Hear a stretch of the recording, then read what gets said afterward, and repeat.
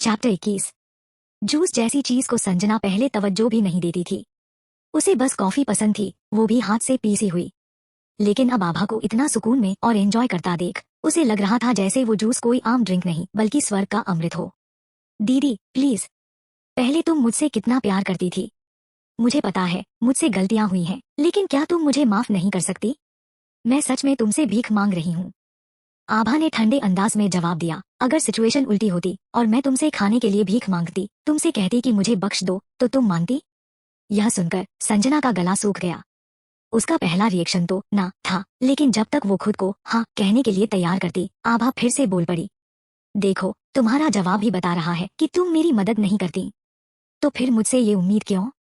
हाँ, पहले मैं तुमसे प्यार करती थी, लेकिन वो इसलिए क्योंकि तब मैं अंधी थी और मुझे नहीं पता था कि तुम लोग असल में कैसे हो। त्रिशा वहीं बैठी थी जब संजना की आभा से वीडियो कॉल चल रही थी। उसने दोनों की बातें एक एक शब्द सुन लिया। आखिरी लाइन सुनते ही उसने झट से संजना का फोन खींच लिया और आभा से कहा, इतना मत उछलो। अगर हम तुम्हें नहीं गिरा सकते तो कोई और गिरा देगा। आभा हंसती, किसकी बात कर रही हो? तुम्हारे दोनों भाई या फिर यशवर्धन? तुम्हारा बड़ा भाई तो अपनी जान बचाने के लिए तरसेगा, और छोटे ने अनिरुद्ध को धोखा दिया, तो क्या वो अब भी तुम लोगों पर भरोसा करेगा? और अगर तुम खुद में हिम्मत रखती हो तो आकर मुझसे आमने सामने बात करो।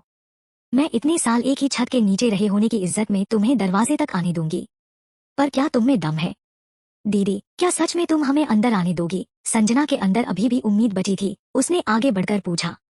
आभा ने हल्की मुस्कान के साथ जवाब दिया, बस अगर तुम मेरे तीर से बच सको। तू? आभा, तू साली। त्रिशा की गाली अभी पूरी भी नहीं हुई थी कि आभा ने कॉल काट दी। मोम, आपने उसे गाली क्यों दी? अगर हम मिन्नतें करते तो शायद वो पिघल जाती और हमें वापस आने देती, लेकिन आपने गाली दे दी। अब वो तो बिल्कुल भी नहीं मानेगी। क्या आपके लिए बस एक बार नरमी से बात करना इतना मुश्किल था? देखो वो कितनी ऐश कर रही है, और हम एक टाइम का खाना तक ठीक से नहीं खा पा रहे। मुझे ये सब बर्दाश्त नहीं हो रहा। मैं यहाँ और नहीं रह सकती। मैं उसके पास जाऊंगी और खुद उसे मनाने की कोशिश करूंगी। संजना का आखिरी सहारा भी टूट चुका था। उसने सारा गुस्सा और इल्जाम त्रिशा पर डाल दिया और बाहर जाने के लिए मुड़ी। त्रिशा ने उसका हाथ पकड़ लिया। तुम जानती भी ही तुम क्या कर रही ही? बाहर लूटपाट और कत्ल हो रहे हैं। तुम अकेली लड़की बाहर गई तो क्या होगा? और ये मत सोच कि तुम उसके सामने गिड़गिड़ाओगी तो वो तुम्हें माफ कर देगी। वो तुम्हें अंदर नहीं आने देगी, ये बात दिमाग में डाल लो। अगर हमें वापस जाना है तो सिर्फ एक ही रास्ता है, आभा को खत्म करना होगा। संजना चुप रह गई। त्रिशा ने उसे पास खींच कर कहा, अब हालात बदल चुके हैं बेटा।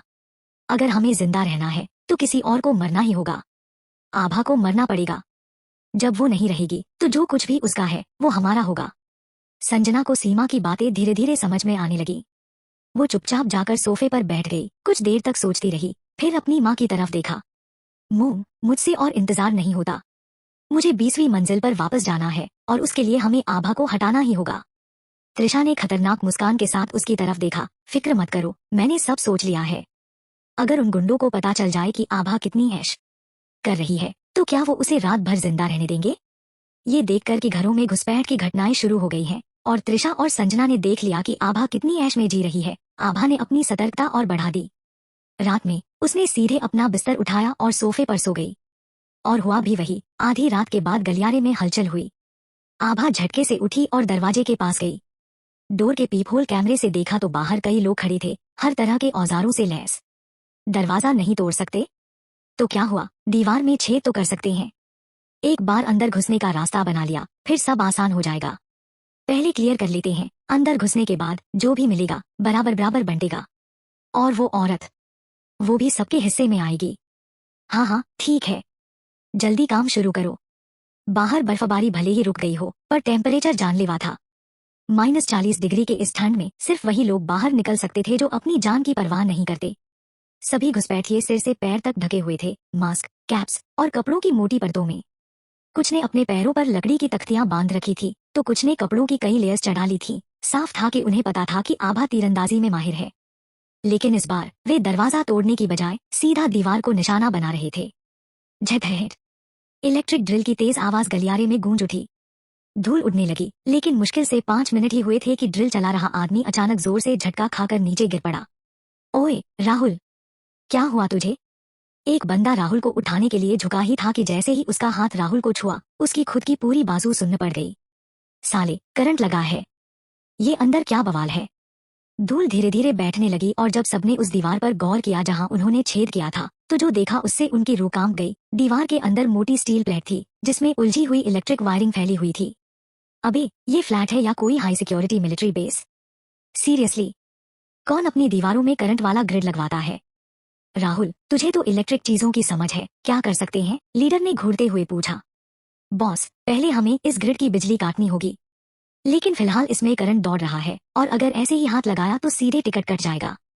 पूरा शहर ब्लैकआउट में था, लेकिन आभा के घर में बिजली थी, वो भी इतनी कि पूरा हाई वोल्टेज ग्रिड चला सके। आखिर ये औरत है कौन? हालांकि जितना शौक उन्हें लगा था, लालच उससे भी ज्यादा था। कुछ भी करके इसे हैंडल करो। अगर ये ठिकाना हमारा हो गया तो अंदर ऐसे ऐसे खजाने मिलेंगे जो तुमने सपने में भी नहीं सोचे होंगे। लीडर की ये बात उन्हें कुछ जमी, और सच्चाई भी थी। अगर आभा के पास इतनी हाई लेवल सिक्योरिटी थी तो इसका मतलब था कि अंदर जरूर कुछ बेशकीमती सामान होगा। अब तो सबके अंदर एक अलग ही जोश भर गया और वे दूसरे एंगल से घर में घुसने का तरीका ढूंढने लगे। लेकिन आभा को अपने घर पर पूरा भरोसा था।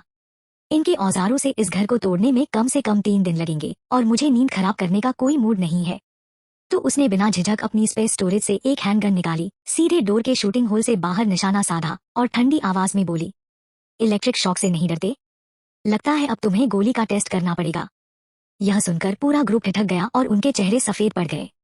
अंधेरे में चमकती गन बैरल ने उनके रोंगटे खड़े कर दिए। गन? उसके पास गन है? अब तो कईयों के चेहरे से हवाइयां उड़ गईं। तीर या बिजली का झटका तो फिर भी झेला जा सकता था, लेकिन गोली? इतनी करीब से मारी तो सीधा दिल के पार। डर की लहर दौड़ गई। जो पहले बड़े शेर बने घूम रहे थे, अब उन्हें अपनी जान के लाले पड़ गए थे। हमने लूटपाट की, लोगों को मारा भी, लेकिन अब हमारी खुद की बारी आ गई है।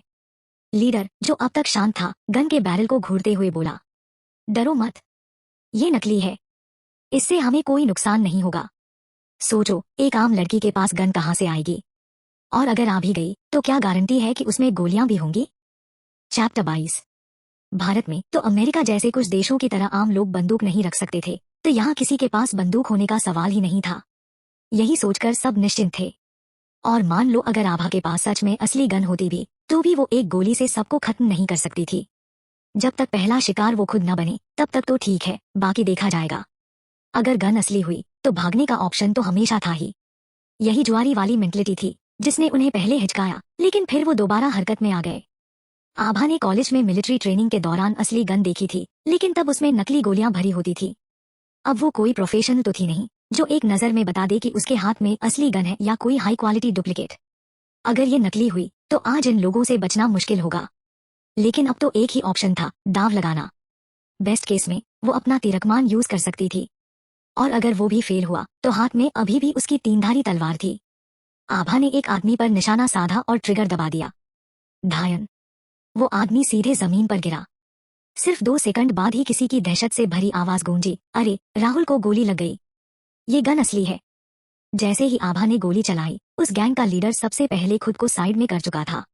भले ही वो बार बार चिल्ला रहा था कि ये गन फेक है, लेकिन असली कली का दाव लगाने की हिम्मत उसमें भी नहीं थी। उस एक चिल्लाहट ने पूरी भीड़ की हालत खराब कर दी। सबके हाथ सिर पर चले गए और वो इधर उधर छिपने की जगह ढूंढने लगे। जो थोड़ी देर पहले मिलकर दरवाजा तोड़ने की कोशिश कर रहे थे, अब हवा की तरह गायब हो गए। आभा ने फिर से गन लोड की। क्लिक। इस आवाज ने बची कुची हिम्मत भी तोड़ दी। भीड़ अफरातफरी में भागने लगी, एक दूसरे को धक्का देते हुए सीढ़ियों की तरफ दौड़ पड़ी। हर किसी को डर था कि अगला शिकार वही न बन जाए। पलक झपकते ही पूरा कॉरिडोर खाली हो गया। आभा ने लंबी सांस ली। ये गोली चलाना जरूरी था। अगर वो एक भी गोली न चलाते तो इन गुंडों को डर कैसे लगता।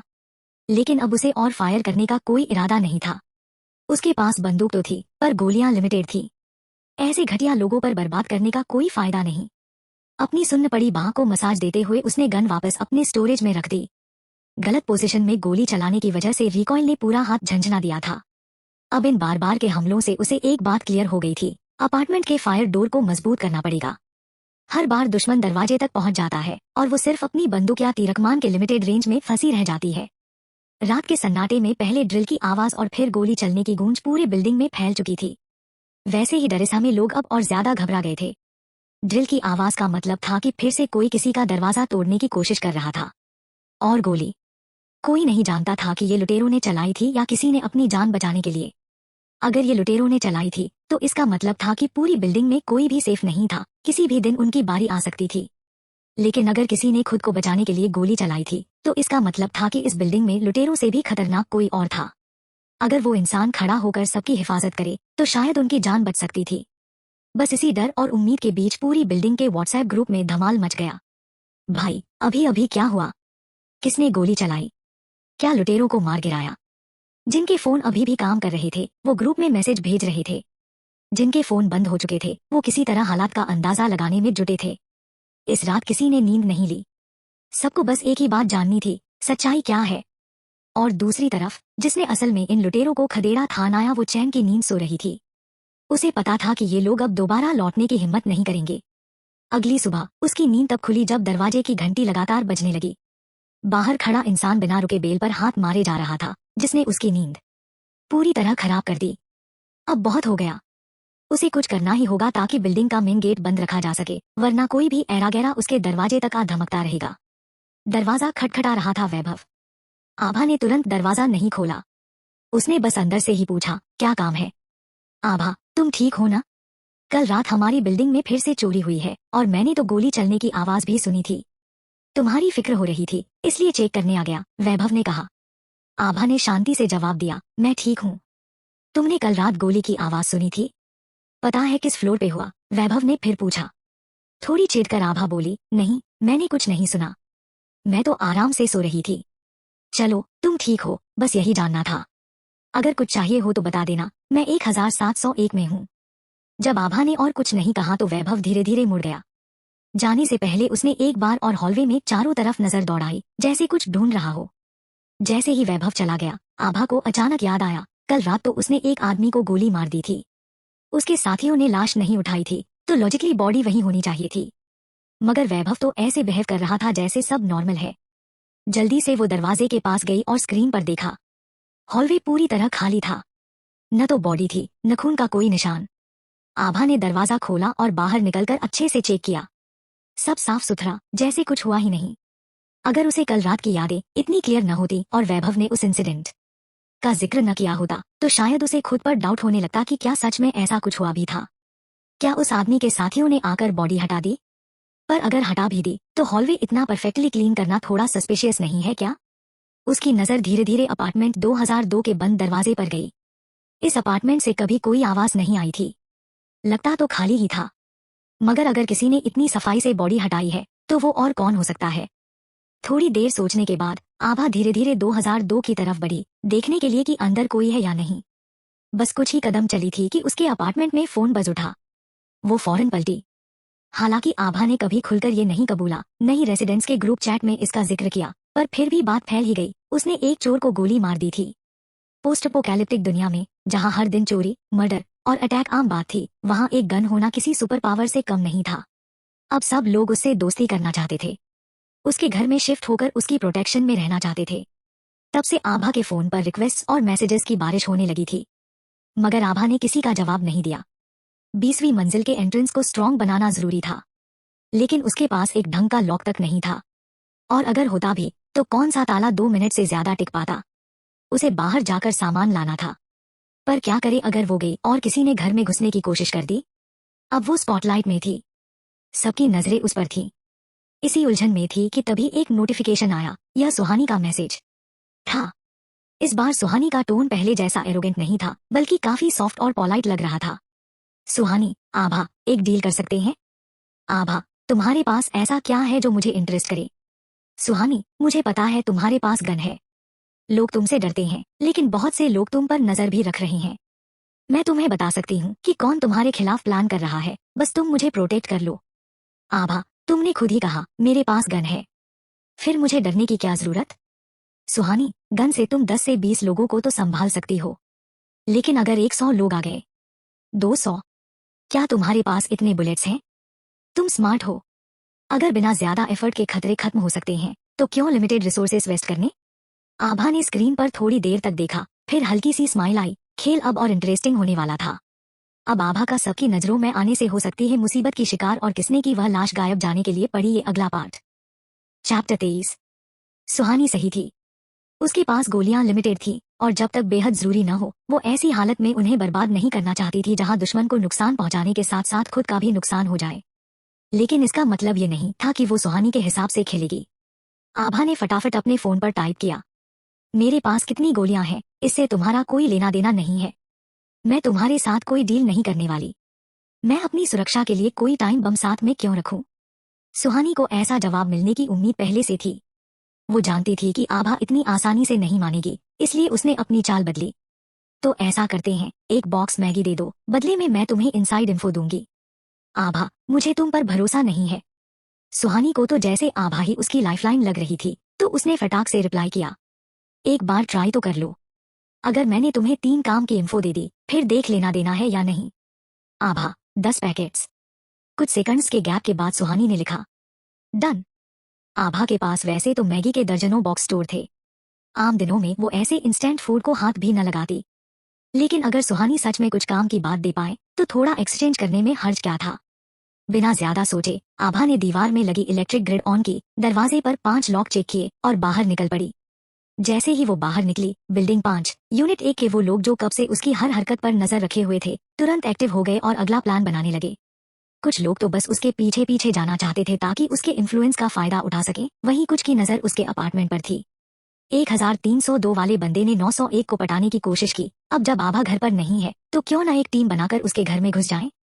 901 ने माथे पर बल डालते हुए कहा, उसके दरवाजे को तो हमने देखा ही है। ऐसा नहीं है कि चुपचाप जाकर खोल लेंगे। कितनी बार ट्राई किया गया, किसी का काम बना क्या? और ऊपर से उसके पास गन भी है। अगर उसने पकड़ लिया तो बचना मुश्किल है। 1302 वाला बंदा हंसते हुए बोला, डरने का क्या है, चोरी छुपे करेंगे। अगर दरवाजा खोल लिया तो सही, नहीं खुला तो भाग लेंगे। उसे क्या पता चलेगा किसने ट्राई किया था। 901 फिर से सोच में डूब गया। लोग कहते थे कि 2001 में रहने वाले के पास ढेर सारी सप्लाई है, रेड वाइन, कॉफी और क्या क्या। किसका दिल नहीं करेगा ऐसे सामान पर हाथ साफ करने का? लेकिन उस रात की गोलीबारी की आवाज अभी तक दिमाग में गूंज रही थी। रिस्क लेने की हिम्मत नहीं हुई उसे, कहीं आभा के रडार पर न चढ़ जाए। 901 को हिचकिचाता देख 1302 वाला फिर बोला, तेरे घर का सामान कितने दिन चलेगा? ऐसे टाइम में दिमाग से नहीं, दिलेरी से काम लेना पड़ता है। जो ज्यादा दयालु बनता है वही सबसे पहले लुटता है। जिंदा रहना है तो चालाक बनना पड़ेगा। इस बार बात सीधा दिल पर लगी। 901 के घर में बूढ़ी माँ और एक छोटा बच्चा था। ऐसे ही चलता रहा तो या तो भूख से मरेंगे या ठंड से। मुट्ठी भींचते हुए 901 ने फैसला लिया, ठीक है, मैं कुछ लोगों को कॉल करता हूँ। तू देख किस एंगल से घुस सकते हैं। दरवाजा तो नहीं तोड़ सकते और सारा काम आभा के लौटने से पहले करना होगा। 1302 ने कहा, मैं सोच चुका हूँ। अगर दरवाजे से नहीं घुस पाए तो खिड़की से ट्राई करेंगे। क्या वो हर खिड़की पर स्टील प्लेट्स लगाकर बैठी होगी? बात सही थी, पर करना मुश्किल था। बाहर का टेम्परेचर -40 डिग्री से भी नीचे था। जरा सा भी हाथ बाहर रखा तो जम जाएगा। खिड़की से चढ़कर घुसने का मतलब था न सिर्फ ठंड से लड़ना, बल्कि ऊंचाई का डर भी झेलना। लंबी प्लानिंग के बाद आखिरकार एक स्ट्रेटेजी बनी। 902 का बंदा टीम इकट्ठा करने में लग गया और 1302 वाले ने इक्विपमेंट अरेंज करने की जिम्मेदारी ली। आखिर 20 मंजिला बिल्डिंग थी, ये कोई बच्चों का खेल नहीं था। जरा सी भी गलती मतलब सीधा नीचे फर्श पे चपटा। और सबसे बड़ी बात, सब काम इतना चुपचाप करना था कि किसी को भनक तक न लगे। उधर कई लोग अभी भी आभा से सेटिंग जमाने में लगे थे ताकि जरूरत के टाइम उसका सपोर्ट मिल सके। बर्फ बाहर इतनी जम गई थी कि अब तो जांग तक पहुंच गई थी। आभा ने आउटडोर स्कीइंग के लिए बनी स्पेशल जैकेट और बूट्स पहने थे। स्की बोर्ड पर खड़ी होकर आसपास मटेरियल खोज रही थी। पूरा शहर सफेद चादर में लिपटा हुआ था, इतना कि ज्यादातर बिल्डिंग्स तक पहचान में नहीं आ रही थी, सब बर्फ के नीचे दब चुकी थी। काफी देर तक इधर उधर खोजने के बाद आभा ने आखिरकार एक कंस्ट्रक्शन मटेरियल फैक्ट्री का लोकेशन पकड़ ही लिया। तभी उसकी जेब में रखा फोन वाइब्रेट करने लगा। उसने फोन निकाला, एक नजर स्क्रीन पर डाली और होंठ पर हल्की सी स्माइल आ गई। फैक्ट्री पूरी तरह से बर्फ में दब चुकी थी और आभा को एंट्री ढूंढने में काफी मशक्कत करनी पड़ी। फिर उसने क्रोबार से बर्फ हटाते हुए काफी देर तक खुदाई की, तब जाकर कुछ पुरानी लेकिन काम के स्टील प्लेट्स और आयरन शीट्स मिली। जितना काम का सामान था वो उसने अपने पोर्टेबल स्टोरेज में डाल लिया और इधर उधर नजर दौड़ाई। जो फैक्ट्री पहले 2 मंजिला थी, अब वो इतनी दब चुकी थी कि बस छत का थोड़ा सा हिस्सा ही दिखाई दे रहा था। आभा ने दूसरी मंजिल की एक खिड़की को जबरदस्ती खोला और अंदर चली गई, ये देखने के लिए कि शायद कुछ और काम का मिल जाए। जैसे ही वो अंदर उतरी, अचानक कुछ उसके चेहरे की तरफ झपट पड़ा। आभा की रिफ्लेक्सेस तेज थी, वो फुर्ती से साइड में हट गई और बाल बाल बच गई। एक छोटा सा काला सा साया हल्के से जमीन पर उतरा। अगर उसकी चमकती नीली आंखें इतनी अट्रैक्टिव न होती तो आभा शायद उसे ठीक से देख भी न पाती। वो छोटा सा जीवदान दिखाकर अब भी उसे घूर रहा था। तू है क्या, बिल्ली या कुत्ता? आभा ने मजाकिया अंदाज में पूछा। हिस। वो छोटा फुटबॉल अपने पंजे जमीन पर जमाकर हमले की पोजीशन में आ गया। उसकी नीली आंखें आभा को गुस्से में घूर रही थी, जैसे उसके सवाल से ही नाराज हो गया हो। आभा ने उसे इग्नोर किया और चारों ओर देखा। कमरे में सब बिखरा पड़ा था। मशीन के पार्ट्स और इक्विपमेंट जमीन पर फैले हुए थे, जैसे किसी ने पहले ही यहाँ चोरीचकारी कर डाली हो। उफ, एक पुरानी सी स्टील फैक्ट्री, और वो भी पहले ही लूटी हुई। कुछ खास मिलने से रहा, आभा ने सोचा। ज्यादा टाइम वेस्ट न करते हुए वो खिड़की के रास्ते बाहर निकल आई। लेकिन जैसे ही उसने छलांग लगाई, वो छोटा काला जीव भी उसके पीछे पीछे बाहर आ गया। आभा ने पलट कर देखा। अब क्या हुआ? अभी तो बड़ा मुझ पर गुर्रा रहा था, अब पीछे क्यों लग गया? वो छोटा सा क्रिटर एक मासूम सी क्यूट आवाज में म्याऊं करता हुआ उसे ऐसे देख रहा था जैसे बोल रहा हो, प्लीज मुझे छोड़कर मत जाओ। आभा हंस पड़ी। बड़ा शातिर है तू, जान गया कि मैं तुझे नुकसान नहीं पहुंचाऊंगी, तो अब क्यूट बन के काम चला रहा है। आभा ने जानबूझकर सीरियस लुक दिया और बोली, डर नहीं लगता क्या कि मैं तुझे पका के खा जाऊंगी? पता नहीं आभा की शक्ल देखकर या उसकी बात समझकर वो छोटा जीव वहीं रुक गया। अब न तो गुस्से में था और न ही क्यूटनेस का ड्रामा कर रहा था। आभा को कभी भी पेट्स रखने का शौक नहीं था, और अब तो वैसे भी सर्वाइवल का मामला था, एक और मुंह पालने का कोई इरादा नहीं था। तो वो मुड़ी और वापस चलने लगी। जैसे ही उसने अपने स्की बोर्ड को जमीन पर रखा, वो छोटा जीव दौड़ता हुआ आया और स्की के ऊपर बैठ गया, उसे निहारते हुए। अभी भी डर नहीं लग रहा कि मैं तुझे सूप बना दूंगी? वो छोटे से क्रिटर ने फिर से एक प्यारी सी म्याऊ की और उसके और करीब सरक आया। आभा ने मन ही मन एक लंबी सांस भरी। लगे रहो, अब तो तुम्हें ही संभालना पड़ेगा। और फिर उसने उस छोटे से जीव को गोद में उठाया और अपने पोर्टेबल स्टोरेज में रख लिया। अभी जल्दी कर, वो बस वापस आने ही वाली है। अरे नहीं हो रहा यार, हाथ जम गए हैं, हिल भी नहीं पा रहा, विंडो तोड़ना तो दूर की बात है। वो आदमी जो सिर से पैर तक ढका हुआ था और बस आंखें ही दिख रही थी, कमर पर बंधी रस्सी के सहारे लटका हुआ ठंड से कांपता हुआ बोला। ऊपर छत पर 901 जमीन पर लेटा हुआ था और उस रस्सी को कसकर पकड़े हुए था। ज्यादा ध्यान न खींचने के लिए उन्होंने छत से नीचे उतरने का तरीका चुना था। इस बिल्डिंग में 25 फ्लोर्स थे, 20 रेजिडेंशियल और 5 और ऊपर के फ्लोर्स। सीधा नीचे उतरने का फासला ज्यादा नहीं था, लेकिन भाई 20वीं मंजिल से लटकना कोई मजाक थोड़ी है। एक गलती और सीधा स्प्लैट। सर्दी ने हालत और खराब कर दी थी। 901 का तो ठंड के मारे आधा शरीर सुन्न पड़ चुका था, लेकिन नीचे लटका हुआ वो बंदा अब भी हिला तक नहीं। अब 901 का पारा चढ़ने लगा था। चैप्टर 24। तुमने उस वक्त कहा था कि तुम संभाल लोगे, और अब घबरा रहे हो? जल्दी से शीशा तोड़, वरना मैं रस्सी छोड़ दूंगा और तुझे नीचे गिरा दूंगा। नीचे लटका हुआ आदमी दुबला पतला था। जब ये डिसाइड हो रहा था कि किसे नीचे जाना चाहिए, उसने खुद ही आगे बढ़कर बोला था कि वो कर सकता है, बस बदले में उसे सामान का थोड़ा ज्यादा हिस्सा चाहिए था। ये काम वैसे भी रिस्की था, तो किसी ने कोई आपत्ति नहीं की। ऊपर से वो सच में सबसे फिट भी था इस काम के लिए। लेकिन अब जब असली टाइम आया तो उसने कहा कि उससे नहीं हो पाएगा। 901 की धमकी से डर के मारे उसने दांत भींचे, हथौड़ा उठाया और एक खिड़की पर जोर से मारा। पर शीशे पर तो खरोच तक नहीं आई, उल्टा झटके से उसका हाथ सुन्न हो गया और हथौड़ा नीचे गिर गया। तू मार क्या रहा है बे? 901 ने गुस्सा कंट्रोल करने की कोशिश की। 2001 का शीशा तोड़ने को कहा था, 2002 पर क्यों चला दिया? अब तो खिड़की भी गलत वाली टूटनी थी और हथौड़ा भी गया। तभी बाहर निगरानी रखने वाले ने अचानक चिल्लाकर कहा, वो वापस आ गई है। 901 के हाथ से रस्सी फिसल गई और नीचे लटका आदमी डर के मारे चिल्ला उठा। 1302 और बाकी 2 लड़के जल्दी से दौड़कर आए और 901 के साथ रस्सी पकड़कर खींचने लगे। इसके बाद सब घबराकर नीचे की ओर भाग गए। आभा अपनी स्नोबोर्ड पर लौट रही थी जब वो सीढ़ियों में कुसुम आंटी से टकरा गई। कुसुम आंटी ने उसे देखते ही बड़े ही फेक गर्मजोशी से हंसते हुए कहा, अरे आभा, वापस आ गई। आभा ने कोई जवाब नहीं दिया, बस अपने स्नोबोर्ड को पकड़ते हुए ऊपर चढ़ने लगी। पहले आभा आंटी ने उसके बारे में पीठ पीछे खूब बातें बनाई थी। बोलती थी कि इसे माँ ने तमीज नहीं सिखाई और कॉलेज ग्रेजुएट होकर भी कोई ढंग की नौकरी नहीं मिली इसे। एक बार तो उनके पोते ने जानबूझकर आभा पर बॉल मारी थी। जब आभा ने उसे डांटा तो कुसुम आंटी उसके घर आकर उल्टा उसे गालियां देने लगी थी। काफी साल बीत चुके थे उस बात को, पर आभा के दिमाग से वो कभी गया ही नहीं। आज उसे इग्नोर करना ही उसके लिए सबसे बड़ी दरियादिली थी। पर कुसुम आंटी को इतनी आसानी से हार मानने का शौक नहीं था। वो फिर चिल्लाई, अरे आभा, सुनो तो, आजकल तो चोरियों की वारदातें बहुत बढ़ गई हैं। हमारे अपार्टमेंट में भी कई घर लुट चुके हैं। तुम्हारे पास तो बंदूक है, क्या तुम हमारी सुरक्षा का जिम्मा नहीं उठा सकती? आभा रुक गई और उसे घूर कर देखा। क्या उम्र बढ़ने के साथ लोगों की शर्म भी कम हो जाती है? कुसुम आंटी को लगा ही नहीं कि उन्होंने कुछ गलत कहा है। वो तो और आगे बढ़ गई। हम सब एक ही बिल्डिंग के हैं, हमें एक दूसरे की मदद करनी चाहिए। अगर हम सब साथ होंगे तभी तो बाहर के खतरों का सामना कर पाएंगे। मदद करनी चाहिए। आभा ने ठंडी हंसी हंसी। मेरे घर में खाने को कुछ नहीं है, पहले तुम मेरी मदद कर दो। कुसुम आंटी का नकली हंसी वाला फेस वहीं फ्रीज हो गया। अरे मजाक कर रही हो ना? हमारे घर में तो बस हम बूढ़े 2 लोग और एक बच्चा है। तुम्हारी तरह जवान नहीं है कि बाहर जाकर सामान ला सकें। जो थोड़ा बहुत चावल और आटा है उसी से पता नहीं कितने दिन निकालने हैं। आभा हंस पड़ी, पर इस बार ठंडी और कड़वी हंसी थी। तो फिर कैसे इतनी हिम्मत कर ली कि मुझसे सुरक्षा मांगने आ गई? इतना कहकर वो सीढ़ियां चढ़ती चली गई। जैसे ही वो ऊपर गई, कुसुम आंटी ने गुस्से में थूक फेंका और बड़बड़ाती हुई गाली दी। 20वीं मंजिल पर पहुंचते ही आभा के फोन पर सुहानी का मैसेज आ गया। अब तो यकीन हो गया ना?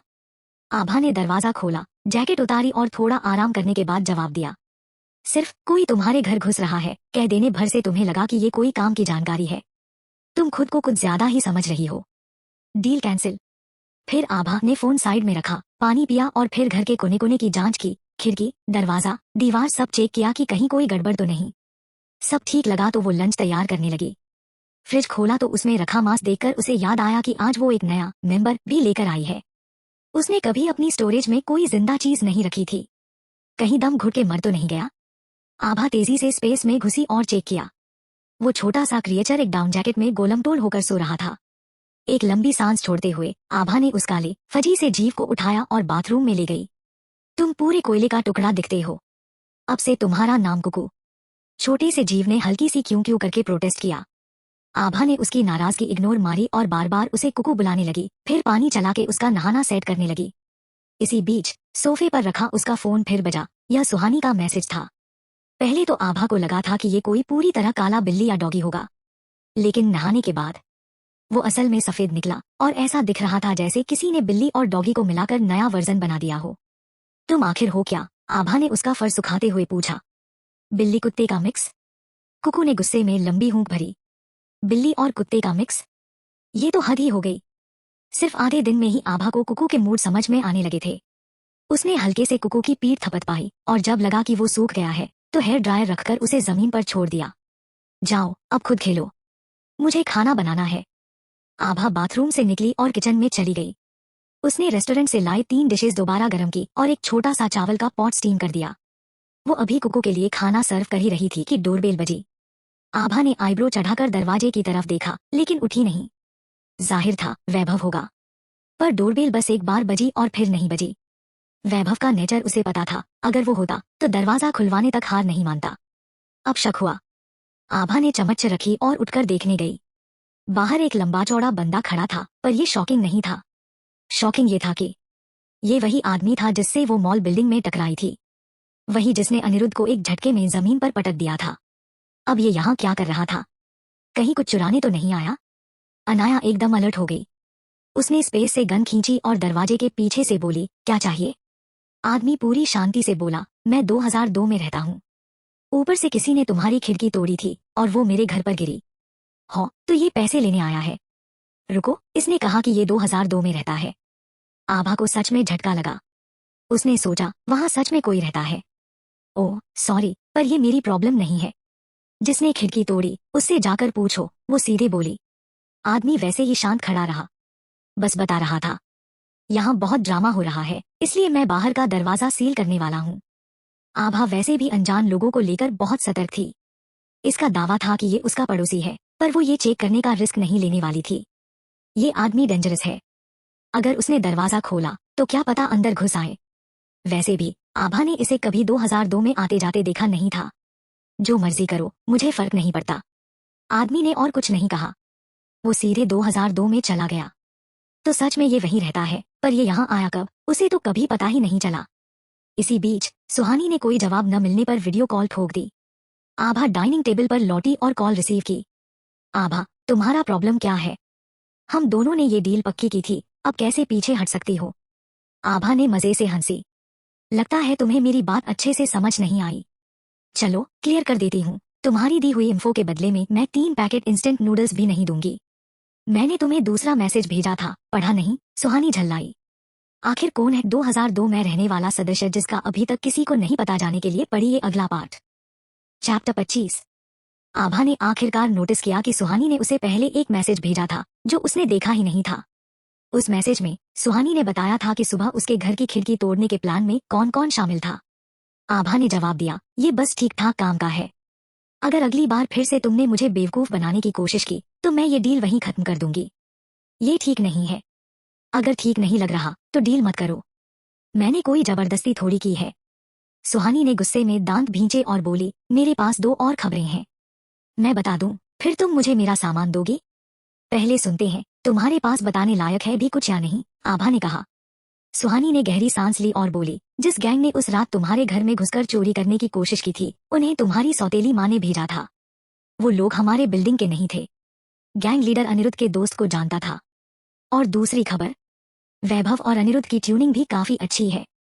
कुकू ने अपने बर्तन का सारा मीट खा लिया था, लेकिन आभा ने जो सब्जियां मिक्स की थीं, उन्हें उसने बर्तन के किनारे छोड़ दिया। वो बार बार आभा की तरफ देख रहा था, लेकिन आभा फोन पर बिजी थी।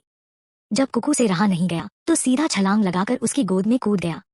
आभा चौंक गई और उसके टेबल पर रखा फोन नीचे गिर पड़ा।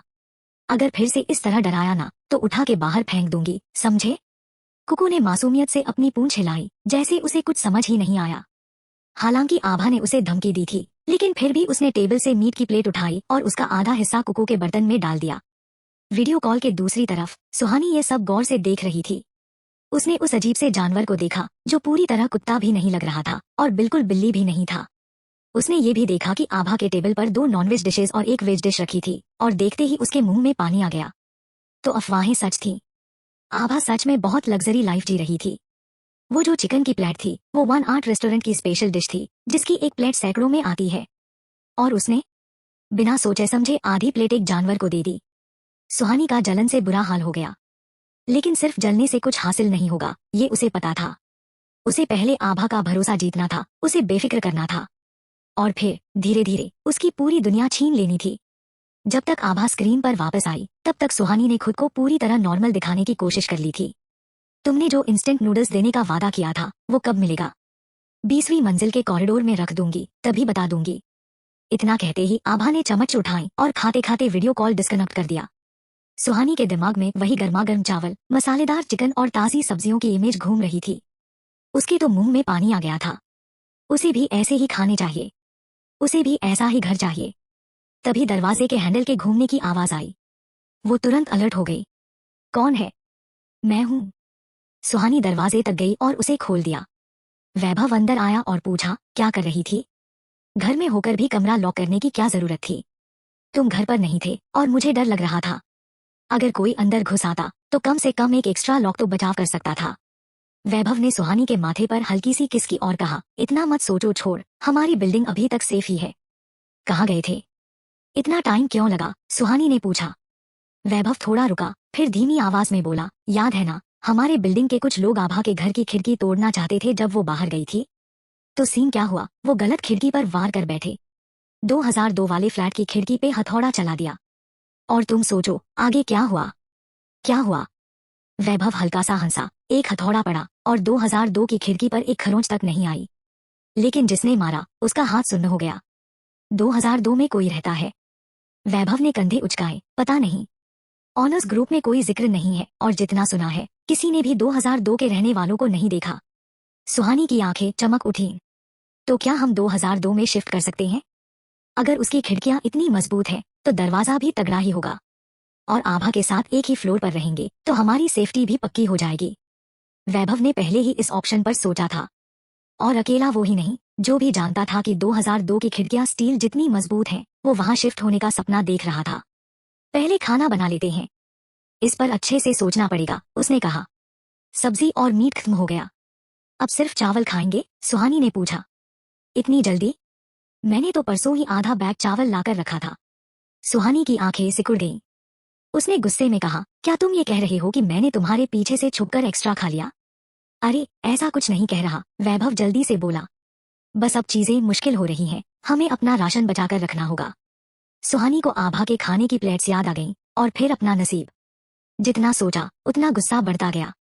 वो घूमी और सीधे अपने कमरे में चली गई। तो फिर तुम ही बना लो खाना, कहीं तुम्हारा अनमोल राशन बर्बाद न हो जाए। वैभव के पास जो भी राशन था वो सिर्फ किचन तक सीमित नहीं था, उसने कुछ स्टॉक बाहर भी छुपा कर रखा था। आखिर इंसान स्वार्थी ही होता है। भले ही वो और सुहानी रिलेशनशिप में थे, लेकिन उसे सब कुछ बताने का कोई मूड नहीं था। उसके पास बैकअप प्लान्स थे, एक नहीं कई। और जैसे वो पूरी तरह सुहानी पर डिपेंड नहीं था, वैसे ही सुहानी ने भी सिर्फ उस पर भरोसा करने की गलती नहीं की थी। अभी तो सर्वाइवल गेम शुरू ही हुआ था, लेकिन इंसान की असली फितरत खुलकर सामने आने लगी थी। डिनर के बाद आभा ने टैबलेट उठाई और शो देखने लगी। तभी बाहर से ठक ठक की आवाजें आईं। वो उठकर दरवाजे के पास गई और वीडियो इंटरकॉम चेक किया। 2002 का आदमी 20वीं मंजिल का एंट्रेंस सील कर रहा था। आदमी सच में अपनी बातों पर खरा उतरा था। सामान भी कोई हाईटेक नहीं था, बस कुछ स्टील रॉड्स। वो रॉड्स को वेल्ड करके एक ग्रिड जैसी गेट बना रहा था, जिसे उसने फायर एस्केप डोर के पीछे लगा दिया। ये अब दूसरी लेयर ऑफ सिक्योरिटी थी।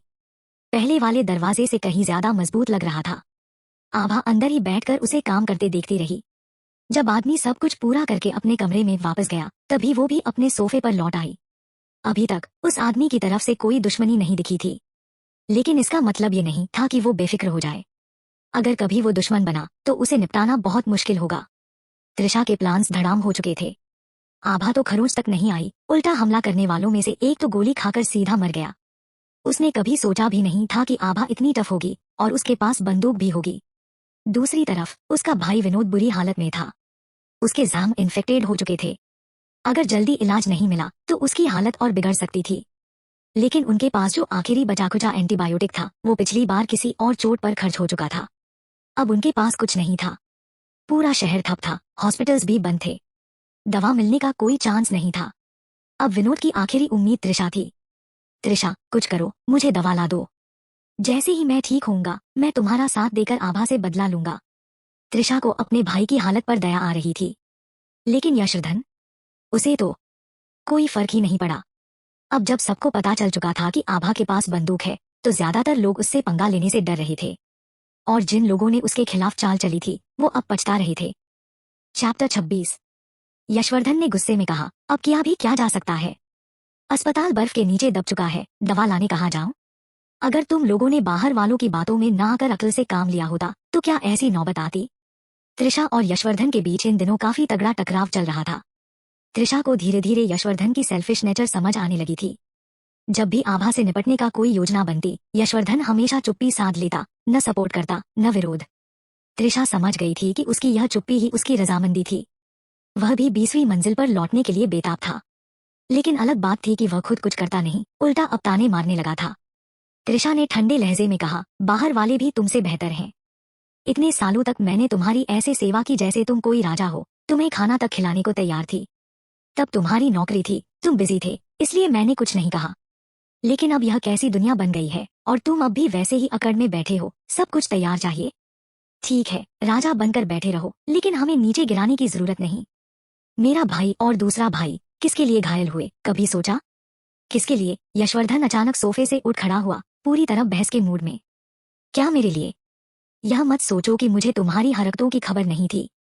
अगर तुम अपनी लालच में आभा से पैसे ऐंठने के लिए बीमार होने का नाटक न करते, तो क्या मुझे घर से निकाला जाता? और हाँ, यह मत भूलो, जो कुछ भी तुम खा रहे हो, पहन रहे हो, और जिस छत के नीचे बैठे हो, वह सब मेरा है। त्रिशा सरकास्टिक ढंग से हंसी। वाह, क्या मासूमियत है तुम्हारी। तुम्हें भी तो आभा के पैसे चाहिए थे, लेकिन तुम बस यही चाहते थे कि मैं पहल करूं और तुम सुरक्षित रहो। और अब अचानक से तुम्हारा दिल पिघल गया, तुम एक अच्छे पिता बनने चले हो। क्या यह थोड़ा देर से नहीं हो रहा? तुम जैसी औरत को तो घर से निकाल देना चाहिए, दफा हो जाओ यहाँ से, यशवर्धन गुस्से में चिल्लाया। त्रिशा ने ठंडी नजरों से उसे देखा। अगर कोई यहाँ से जाएगा, तो वह तुम हो। इन हालात में मैं अब तुम्हें और बर्दाश्त नहीं करने वाली। यशवर्धन ने गुस्से में मुट्ठियां भींच ली, लेकिन उसके हाथ उठाने से पहले ही अशोक ने उसे पकड़ लिया। क्या करने जा रहे हो? हाथ उठाओगे? बहुत दिनों से तुम्हारा नाटक देख रहा हूँ, अशोक ने तंज कसा। फिर उसके घूंसे यशवर्धन पर बरसने लगे। यशवर्धन उसका मुकाबला नहीं कर सका और जल्दी ही उसकी नाक कान सूज गए। एक कोने में बैठी संजना जैसे इस पूरी लड़ाई से पूरी तरह कटी हुई थी। अब उसे अपनी माँ के उस योजना से कोई उम्मीद नहीं थी, जिसमें आभा को रास्ते से हटाकर 20वीं मंजिल वापस लेने की बात थी।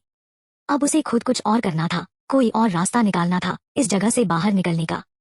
अगर तुमने ज्यादा बकवास की तो मैं तुम्हें उन गुंडों को बेच दूंगा और वे तुम्हारा जो हाल करेंगे वह तुम्हें खुद समझ आ जाएगा, अशोक ने यशवर्धन को घूरते हुए कहा।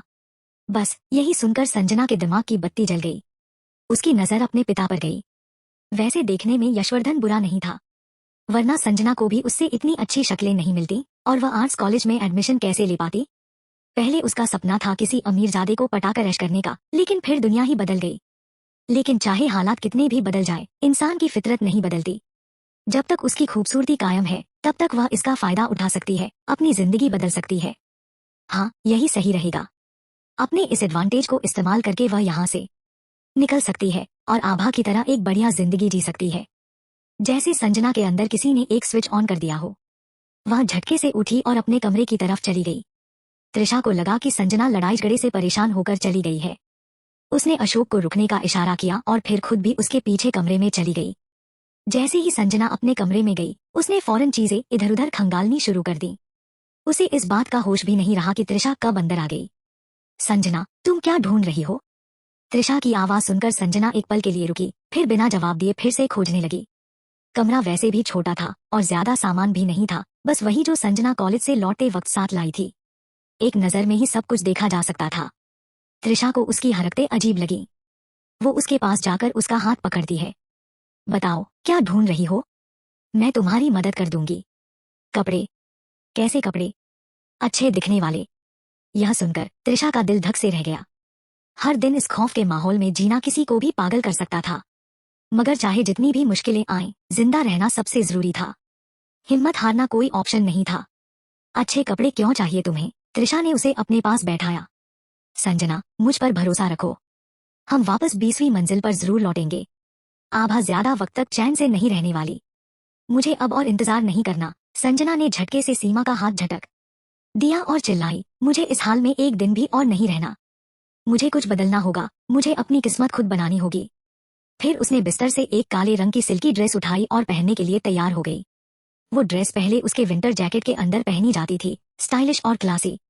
मगर इस कड़कड़ाती ठंड में ऐसे दिखावटी कपड़े किसी काम के नहीं थे। जब दो दो जैकेट पहनने के बाद भी ठंड लग रही हो तो स्टाइल से पहले सर्वाइवल जरूरी होता है। त्रिशा ने झट से ड्रेस उसके हाथ से छीनकर एक तरफ फेंक दी और गुस्से से बोली, आखिर किस सोच के साथ बदलाव लाने की बात कर रही हो? क्या तुम्हें जरा भी अंदाजा है कि बाहर निकलने के बाद तुम्हें किन हालात का सामना करना पड़ेगा? तुमने सुना नहीं कि कल पड़ोस में क्या हुआ? लोग अपने घरों में छुपे बैठे हैं अपनी जान बचाने के लिए, और तुम हो कि तैयार होकर बाहर निकलना चाहती हो। क्या तुम्हें समझ भी है कि तुम खुद के साथ क्या कर रही हो? इसीलिए तो जा रही हूँ, संजना चिल्लाई। अगर कल वो हालात उनके साथ हुए थे तो अगला नंबर हमारा भी हो सकता है। त्रिशा ने गहरी सांस ली। और जाओगी कहाँ? बाहर -50 डिग्री टेम्परेचर है, बर्फ 2 मंजिल ऊंची जमी हुई है। तुम इस कॉलोनी से बाहर भी नहीं निकल पाओगी, ठंड से जमकर मर जाओगी। संजना चुप हो गई। सच तो ये था कि उसने कुछ भी प्लान नहीं किया था। उसे खुद नहीं पता था कि जाना कहाँ है। उसका पहला ख्याल था उसका बॉयफ्रेंड शौर्य, मगर उसका घर यहाँ से बहुत दूर था और इस बर्फ और ठंड में वहां पहुंचना नामुमकिन था। वैसे भी शौर्य के पास पहले से ही बहुत सी लड़कियां थी। जब पहले वो उसे घास तक नहीं डालता था तो अब इस हालत में पहुंचने के बाद क्या वो उसे अंदर आने देगा?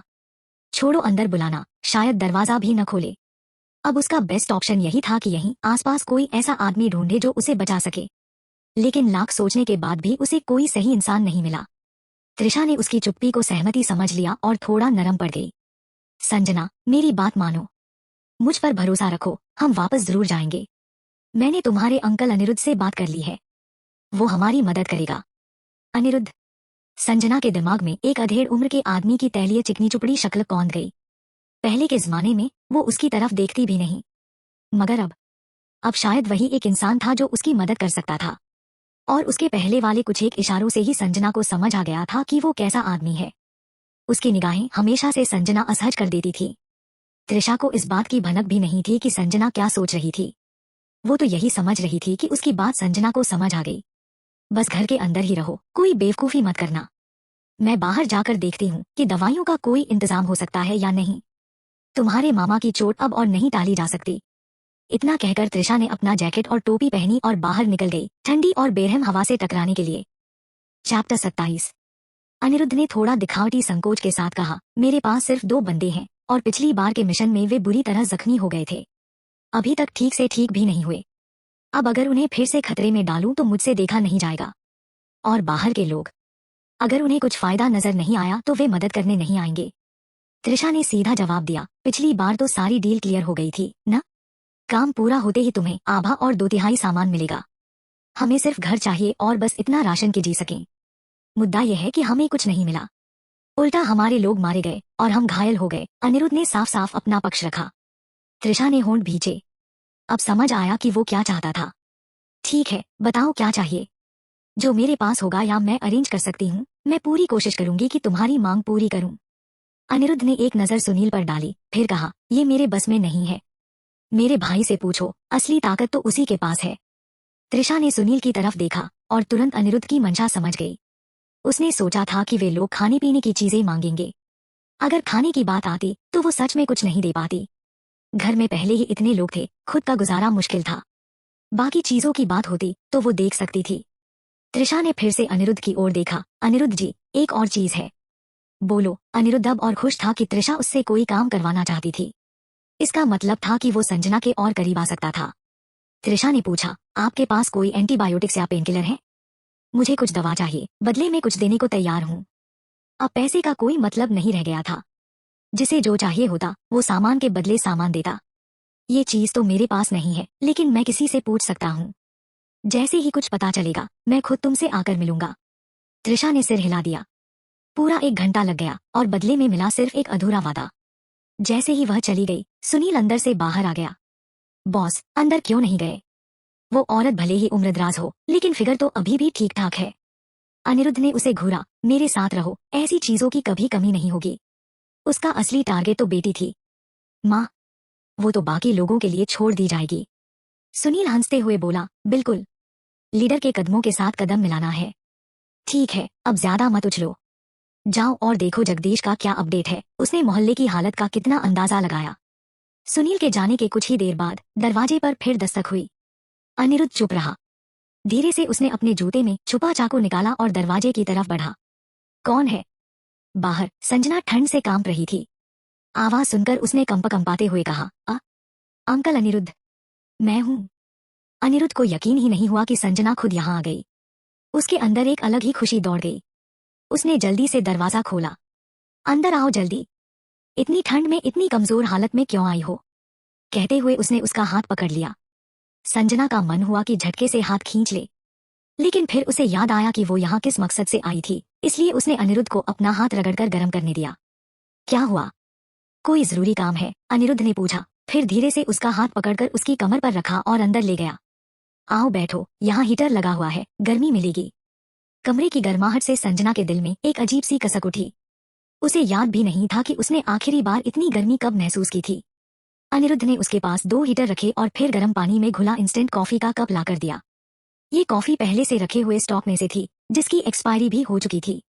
लेकिन अब तो एक्सपायर्ड कॉफी भी लग्जरी थी, खासकर संजना के लिए। मेरे पास ज्यादा कुछ नहीं है, लेकिन फिलहाल इसी से काम चला लो, अनिरुद्ध ने कहा। संजना ने अपने सामने रखी गर्म कॉफी को देखा और उसे यकीन हो गया कि उसने सही फैसला लिया है। अनिरुद्ध उसे वो जिंदगी दे सकता है जो वो चाहती है। कॉफी खत्म होते ही उसका बदन भी गर्म हो गया। उसने धीरे धीरे अपनी गर्दन के चारों तरफ लपेटी स्कार्फ हटा दी, जानबूझकर अपनी पतली सी कॉलर बोन दिखाते हुए कहा, अनिरुद्ध अंकल, क्या आप मुझे अपने साथ रख सकते हैं? अनिरुद्ध ने अपने अंदर उठती खुशी को दबाते हुए जवाब दिया, यहाँ 3 आदमी रहते हैं, तुम्हारे लिए सही माहौल नहीं होगा। संजना बहुत तेज दिमाग की नहीं थी, लेकिन मर्दों को कैसे फंसाना है ये उसे अच्छी तरह आता था। अनिरुद्ध को झिझकते देख उसने तुरंत अपनी आंखों में आंसू भर लिए। अगर आपने मुझे नहीं संभाला तो मेरा मरना तय है। लुटेरे हमारे पड़ोस में घुस चुके हैं, अगला नंबर हमारा ही होगा। अनिरुद्ध के कुछ कहने से पहले ही संजना उसके सीने से लग गई। अनिरुद्ध अंकल, प्लीज मुझे बचा लीजिए। मैं उन जानवरों के हाथों बर्बाद नहीं होना चाहती, मैं मरना नहीं चाहती। वो पूरी प्लानिंग के साथ आई थी, परफेक्ट मेकअप, हल्की सी महकती परफ्यूम और उस पर उसकी जवानी और खूबसूरती। अनिरुद्ध के लिए खुद को रोकना नामुमकिन था। उसने बिना कुछ कहे उसे अपनी बाहों में उठाया और सीधे अपने कमरे की ओर बढ़ गया। ठीक है, मैं तुम्हें रख लूंगा, लेकिन बदले में तुम्हें मेरी एक शर्त माननी होगी। आभा को अंदाजा भी नहीं था कि उसकी लाइफ की एक छोटी सी झलक ने संजना को इतना हिला दिया कि वो अनिरुद्ध जैसे आदमी से भी डील करने को तैयार हो गई। वैसे भी अगर आभा पता भी चलता तो भी उसे कोई फर्क नहीं पड़ता। जब वैभव आभा से कुछ जानकारी लेने आया तो तो उसे देखकर झटका लगा कि 20वीं मंजिल के मेन गेट को और भी मजबूत कर दिया गया था। वो अंदर घुस नहीं सका, इसलिए उसे मैसेज भेजना पड़ा। आभा, तुमने क्या ये नया दरवाजा लगवाया? वो पहले इतना डरा हुआ था कि अपनी जनरेटर वाली सीक्रेट भी छिपा रहा था और आभा से कोई कांटेक्ट नहीं किया। लेकिन अब जब उसे जरूरत थी तो वो डर भूल गया। उसे ये नहीं पता था कि सुहानी पहले से ही आभा के टच में थी। आभा, तुम्हारा फोन चालू कैसे हुआ? वैभव, पावर बैंक में थोड़ी बैटरी बची थी, इमरजेंसी के लिए रखी थी। प्लीज दरवाजा खोल दो, मुझे तुमसे जरूरी बात करनी है। फोन चालू है तो यहीं बात कर लो। टाइपिंग में टाइम लग रहा था तो वैभव ने वॉइस मैसेज भेज दिया।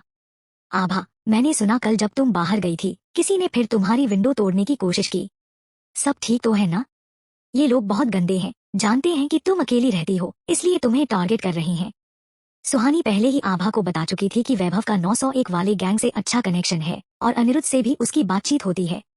ऊपर से पिछले जन्म की यादें जोड़कर देखा जाए तो पूरा गेम समझ में आ गया था। उस पर जो भी हमले हुए उनमें वैभव का ही हाथ था। पहले बैक स्टैब किया और फिर हीरो बनने की एक्टिंग करने आ गया। आभा ने बिना टाइम वेस्ट किए सीधा बात रखी। मैंने सुना कि तुम भी इसमें शामिल थे। इस बार वैभव तुरंत रिप्लाई नहीं कर पाया। काफी देर बाद शायद कोई अच्छा बहाना सोचकर उसने कॉल कर दी। आभा ने कॉल रिसीव कर ली। आभा, ये तुमसे किसने कहा? मैं तुम्हें नुकसान कैसे पहुंचा सकता हूँ? मैं तो बस इस बात से नफरत करता हूँ कि मैं तुमसे दूर हूँ और तुम्हारी रक्षा नहीं कर सकता। प्लीज किसी के बहकावे में मत आओ। आभा बस चुपचाप उसकी सफाई सुन रही थी। आभा, मैं तुम्हें पसंद करता हूँ, बल्कि सच कहूँ तो मैं तुमसे प्यार करता हूँ। हम पहले ही गलतफहमियों की वजह से सालों दूर रहे, लेकिन इस बार मैं तुम्हें खोने नहीं दूंगा। आभा के चेहरे पर हल्की सी कड़वी मुस्कान आ गई। सच में? तो फिर ये सुहानी के साथ लिव इन में रहने का क्या सीन है? चैप्टर 28। क्या उसने तुमसे यह कहा? वैभव की आवाज में ज्यादा उतार चढ़ाव नहीं था, लेकिन अगर आभा उसका चेहरा देख पाती तो उसे उसकी आंखों में उतरती गहरी गंभीरता साफ नजर आ जाती। आभा ने सीधे जवाब देने के बजाय एक हल्का सा तंज कसा। जो लोग एक वक्त के खाने के लिए किसी के साथ मिल सकते हैं वे किसी और के लिए तुम्हें भी बेच सकते हैं। यह बात तुम मुझसे बेहतर समझते हो। वैभव ने गहरी सांस लेने के बाद कहा। आभा, मैं वही बात दोबारा कह रहा हूँ, मैं तुम्हें पसंद करता हूँ। इतने सालों में यह कभी नहीं बदला। मैंने कभी किसी के साथ मिलकर तुम्हारे खिलाफ कोई साजिश नहीं रची। जहां तक सुहानी के साथ रहने की बात है तो वह अचानक हुआ। जब बर्फीले तूफान के कारण वह घर नहीं लौट पाई तो मैंने उसे कुछ दिनों के लिए अपने पास ठहरने दिया। मैं तुम्हें साबित करके दिखाऊंगा कि मेरी नीयत साफ है। फोन रखते ही आभा वापस अपनी एक्सरसाइज में लग गई। लगातार वर्कआउट करने से उसकी फिटनेस पहले से काफी बेहतर हो गई थी। बचपन में सीखे गए सेल्फ डिफेंस मूव्स, किकबॉक्सिंग और ताई ची अब वह धीरे धीरे फिर से याद करने लगी थी। ऊपर से अब उसके पास ब्लैकी भी था, जिससे उसकी जिंदगी और भी ज्यादा मजेदार हो गई थी। जहां तक वैभव की बात है, उसे सबक सिखाने का सही वक्त जल्दी ही आएगा। 20वीं मंजिल से निकलते ही वैभव सीधे अपार्टमेंट 1302 की ओर गया। उसे पहले लगा कि शायद सुहानी ने उसे एक्सपोज किया होगा, लेकिन फिर उसे याद आया कि उसने हमेशा सुहानी को अंधेरे में रखा था। वह कुछ नहीं जानती होगी। इसके अलावा कॉलेज के दिनों में सुहानी ने आभा के खिलाफ कई लोगों को भड़काया था। उसने एक बार आभा का रिसर्च पेपर तक चुराकर अपनी जीत पक्की कर ली थी, जिससे आभा को पोस्ट ग्रेजुएट स्कॉलरशिप तक गंवानी पड़ी थी। आभा को सुहानी से सख्त नफरत थी, इसलिए वह उसकी बातों पर यकीन नहीं करती। लेकिन आभा की हालिया बातों से वैभव को लगने लगा कि उसके खिलाफ जानकारी किसी और ने दी है, शायद 1302 का कोई आदमी। उसने 1302 में रहने वाले एक व्यक्ति को सीढ़ियों में बुलाकर उससे बातचीत शुरू की। वैभव भाई, कैसे आना हुआ? क्या कोई नया प्लान है? मैं तुमसे कुछ पूछना चाहता हूँ। क्या तुमने आभा से चुपके से कोई कांटेक्ट किया है? 1302 का वह आदमी थोड़ी देर के लिए झिझक गया, लेकिन फिर जल्दी से जवाब दिया। नहीं भाई, मैं तो उसकी शक्ल तक नहीं जानता। मैंने कभी उससे मुलाकात भी नहीं की, तो उससे चुपके से बात करने का सवाल ही नहीं उठता। वैभव ने उसकी आंखों में देखा, यह परखने के लिए कि वह झूठ बोल रहा है या सच।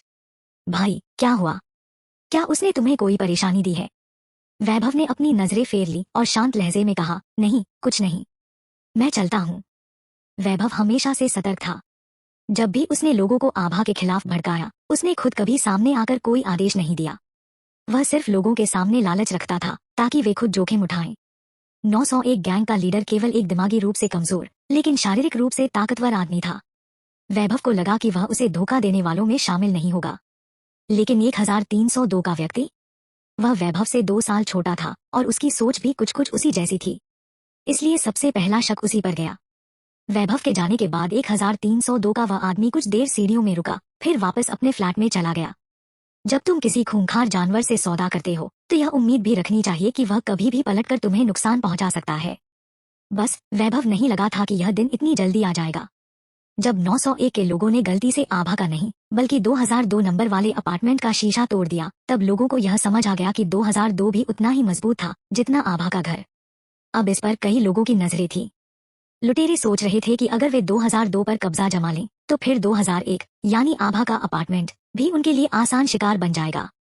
वहीं बिल्डिंग 5 यूनिट 1 में रहने वाले आम लोग दूसरी योजना बना रहे थे। अगर वे किसी तरह 2002 में रहने का मौका पालें तो उनके पड़ोसी आभा होंगी, जिसका मतलब होगा सुरक्षा। फिर उन्हें हर वक्त डकैती या हमले का डर नहीं सताएगा। इसलिए धीरे धीरे 20वीं मंजिल पर लोगों की भीड़ जमा होने लगी, लेकिन सबको वही सख्त बंद दरवाजे मिले जिन्हें खोलना नामुमकिन था। इस बीच जो लोग पिछली बार आभा के अपार्टमेंट की बाहरी दीवार पर चढ़ने की कोशिश कर रहे थे, वे पूरी तैयारी के साथ लौटे। उन्होंने अच्छी तरह से प्लानिंग कर ली थी। इस बार वे दरवाजे को तोड़ने की कोशिश नहीं करने वाले थे। वे सीधे 2002 के अपार्टमेंट को डायनामाइट से उड़ाने की तैयारी कर रहे थे। बिल्डिंग का एंट्रेंस अपार्टमेंट 2002 के लोगों ने स्टील पाइप से वेल्ड करके इतना मजबूत कर दिया था कि उसे तोड़ना नामुमकिन सा हो गया था। बड़ी बड़ी बोल्ट कटर से आधे दिन तक मेहनत करने के बाद भी एक भी पाइप नहीं कटा। गंजे लीडर का पारा चढ़ गया। मैंने कहा था कि ढंग के टूल्स लेकर आओ और तुम बस यही उठा लाए। बॉस टेंशन मत लो, हम एक चीज ट्राई कर रहे हैं। बोल्ट कटर से नहीं हो रहा तो हमारे पास कटिंग मशीन और इलेक्ट्रिक सॉ भी है। कटिंग मशीन, इलेक्ट्रिक सॉ और ये बैटरी चार्ज करने के लिए बिजली क्या हवा से आएगी? गंजे लीडर ने गुस्से में अपने आदमी को एक लात मारी, लेकिन कोशिश करने से मना नहीं किया। एक लड़का कटिंग मशीन लेकर आगे आया, बैटरी पैक से कनेक्ट किया और काम शुरू करने ही वाला था कि बाहर का शोर अब इतना बढ़ चुका था कि आभा उसे इग्नोर करना भी चाहती तो नहीं कर सकती थी। जैसे ही उसने अपना धनुष और तीर तैयार किया, बाहर से एक जोरदार चीख सुनाई दी। वो झट से दरवाजे के पास गई और झांक कर देखा। अपार्टमेंट 2002 का आदमी पहले ही बाहर निकल चुका था। उसके हाथ में एक बेसबॉल बैट था और बस कुछ ही वार में उसने बाहर खड़े लोगों को हिला कर रख दिया। तुम 2002 में रहते हो? उनमें से एक लड़का घबराया। अगर अपनी जान प्यारी है तो दफा हो जाओ। इन लोगों ने सोचा था कि 2002 खाली पड़ा है और आसानी से कब्जा कर लेंगे। उन्हें क्या पता था कि वहां कोई ऐसा आदमी मिलेगा जो मौत का पैगाम लेकर खड़ा है। और उसकी आंखें उनके लीडर से भी ज्यादा खतरनाक लग रही थी। इतनी मेहनत और तैयारी के बाद भी दरवाजे के अंदर घुसने का मौका नहीं मिला। अब हार मान लेना नामुमकिन था। गंजे लीडर ने दहाड़ते हुए कहा, फोकस करो, हम यहाँ किस लिए आए हैं मत भूलो। पिछली बार जब आभा ने गोली चलाई थी तब ये सब डरकर भाग गए थे। इस बार ये पूरे इंतजाम के साथ आए थे, केवल बम ही नहीं बल्कि डिफेंस के लिए भी तैयारी कर रखी थी। जब तक आभा उनके सिर पर नहीं मारेगी तब तक इन्हें कोई खास नुकसान नहीं होगा। उन्होंने अपनी कैप्स के अंदर मेटल प्लेट्स तक डाल ली थी। बेशक 2002 का आदमी खतरनाक लग रहा था, लेकिन भला वो गन से भी खतरनाक हो सकता था। गैंग ने खुद को 2 टीमों में बांट लिया। एक टीम 2002 के आदमी से निपटेगी, जबकि दूसरी स्टील पाइप्स काटने का काम जारी रखेगी। आभा को समझ आ गया कि चाहे उसे अच्छा लगे या न लगे, फिलहाल वो और 2002 वाला आदमी एक ही साइड में थे। अगर ये लोग घुस गए तो उसका भी बचना मुश्किल होगा। उसने धनुष उठाया और दरवाजा खोलकर बाहर निकल आई। उसका कुत्ता कुकू भी उसके पीछे आ गया। अब वो 2002 के आदमी वेदांत के ठीक बगल में खड़ी थी, लेकिन दोनों के बीच करीब 1 मीटर का फासला था। अभी वे टीममेट्स जरूर थे, लेकिन अनजान भी, इसीलिए दूरी बनाए रखना ही समझदारी थी। वेदांत को कोई हैरानी नहीं हुई कि आभा बाहर आ गई, बल्कि वेदांत को आभा का सही दूरी बनाए रखना पसंद आया। उसे भी किसी अजनबी के ज्यादा करीब खड़े होने की आदत नहीं थी। दोनों ने बिना एक भी शब्द बोले, बिना एक भी नजर मिलाए, एक साथ अटैक कर दिया। वेदांत ने बेसबॉल बैट ऐसे घुमाया जैसे किसी मेले में हिट टारगेट गेम खेल रहा हो, और आभा ने धनुष तान लिया। जैसे ही वेदांत ने पहला वार किया, उसे कुछ अजीब महसूस हुआ। इनके कपड़ों के अंदर कुछ भरा हुआ है, वेदांत ने कहा। आभा ने झट से निशाना ऊपर किया, सीधा उनकी आंखों पर। साथ में लड़ने का ये एक्सपीरियंस नया था, लेकिन बुरा नहीं था। अगर उसने पहला तीर शरीर पर मारा होता तो बेकार चला जाता। उसने बिना समय गवाए तीर छोड़ा। तीर सीधे कटिंग मशीन चला रहे आदमी की आंख में जा धंसा। 20वीं मंजिल का कॉरिडोर उसकी चीखों से गूंज उठा। लेकिन इस बार गैंग हार मानने नहीं आई थी। वे हर हाल में इस लड़ाई को अंजाम तक पहुंचाने वाले थे। गंजे लीडर ने गुस्से से दहाड़ते हुए चिल्लाया, बड़ी बंदूकें निकालो। चैप्टर 29। एक तेज धमाके की आवाज गूंजी और कोई चीज अंदर फेंकी गई। आभा ने अभी देखा भी नहीं था कि वो क्या था, लेकिन वेदांत, जो इस तरह की आवाजों के लिए अलर्ट रहता था, तुरंत समझ गया। जस्ट जब वो आभा को पकड़कर साइड खींचने वाला था, एक सफेद परछाई बिजली की तरह दौड़ी। पल भर में वो चीज जो उनकी तरफ आई थी, उल्टी वहीं लौट गई और बाहर एक जबरदस्त ब्लास्ट हुआ। चीखें गूंज उठीं, बारूद की तीखी गंध हवा में फैल गई। धुएं के बीच आभा ने देखा, कुकू उन लोगों के बीच कूद रहा था जो धमाके में बच गए थे। कुछ ही सेकंड में हर किसी का चेहरा छलनी हो चुका था। कुकू के पंजों ने अपना कमाल दिखा दिया था। जो मर चुके थे वो वहीं पड़े थे, जो जख्मी थे वो दर्द से कराह रहे थे, और बाकी उन्हें अपनी जान बचाने के अलावा कुछ और नहीं सूझ रहा था। कुकू, वापस आओ। जैसे ही भगदड़ मची, आभा ने आवाज दी। कुकू फुर्ती से छलांग लगाकर गैप से अंदर आया और आभा के पैरों के पास आकर खड़ा हो गया। हमलावर अब भाग चुके थे, लेकिन कॉरिडोर में अब भी बारूद और खून की गंध तैर रही थी। आभा ने गहरी सांस ली। अब इस बवाल को साफ करना बाकी है। उसने वेदांत की ओर देखा और पहली बार बात की। मैं आभा हूँ, 2001 में रहती हूँ। इतना कुछ झेलने के बाद, और वो भी पड़ोसी होने के नाते, एक इंट्रोडक्शन तो बनता ही था। लेकिन वेदांत, उसने सिर्फ कुकू को घूरते हुए बिना देखे ही जवाब दिया, वेदांत। आभा का चेहरा हल्का सख्त हो गया। थोड़ा तो बेसिक मैनर्स दिखा सकता था, कम से कम इंसान की शक्ल देखकर हेलो बोलता। लेकिन नहीं, इसे तो कुकू ही ज्यादा इंटरेस्टिंग लग रहा था। अगर वो इतना रूखा हो सकता था, तो आभा को भी कोई जरूरत नहीं थी जबरदस्ती सॉफ्ट बनने की। चलो कुकू, घर चलते हैं। बिना मुड़े उसने दरवाजा खोला और अंदर चली गई। कुकू उसके पीछे पीछे छोटे छोटे कदमों से दौड़ा। ये छोटा क्रिएचर कहाँ से मिला? वेदांत ने पूछा। आभा ने बिना रुके, बिना देखे, बिना जवाब दिए दरवाजा जोर से बंद कर दिया। 20वीं मंजिल की ये फाइट पूरी बिल्डिंग 5 यूनिट 1 में आग की तरह फैल गई। और इसी के साथ एक नया खुलासा हुआ। 2002 खाली नहीं था। वहां कोई रहता था, और वो भी अकेला। और वो खतरनाक था, बहुत खतरनाक। जब से संजना अनिरुद्ध के पास से लौटी थी, उसकी हालत पहले से काफी बेहतर थी। अनिरुद्ध ने उसे अपने पास रखने से मना कर दिया था, लेकिन उसे घर तक छोड़ने आया, सिर्फ खाली हाथ नहीं, एक जनरेटर और हीटर लेकर। घर में घुसते ही माहौल पहले से ही गर्म था। त्रिशा अपने भाइयों पर बरस रही थी। क्या कर रहे थे तुम लोग? इसे अकेले बाहर कैसे जाने दिया? लेकिन तभी संजना दरवाजे से अंदर आई, अनिरुद्ध के साथ। संजना के सवाल गले में ही अटक गए जब उसकी नजरें पड़ी। एक जनरेटर, एक हीटर, एंटीबायोटिक्स की एक पुड़िया, और सबसे जरूरी चीज, अनिरुद्ध की आंखों में वो सॉफ्टनेस। सब कुछ समझ में आ गया। अनिरुद्ध के जाते ही त्रिशा संजना को एक कमरे में घसीट लाई और आग उगल दी। किसने कहा था तुझे अनिरुद्ध के पास जाने के लिए? मैंने मना किया था, फिर भी चली गई। मैंने तुझे बचपन से पाला, तुझे सेफ रखने के लिए सब कुछ किया, और तू क्या कर रही है? अपने आप को एक आदमी के हवाले कर रही है, बस थोड़ी सी गर्मी के लिए। गुस्से में वो कुछ भी बोल रही थी, लेकिन इस बार संजना चुप नहीं रहने वाली थी।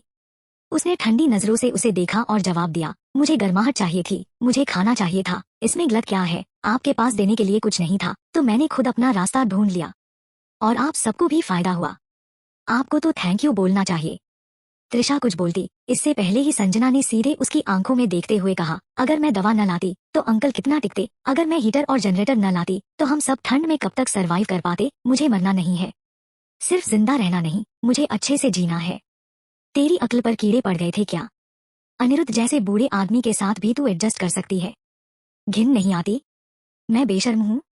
तो वह तो लाजमी है, आखिर मैं आपकी ही बेटी हूँ ना? संजना की बात सीधे त्रिशा के चेहरे पर एक करारा तमाचा थी।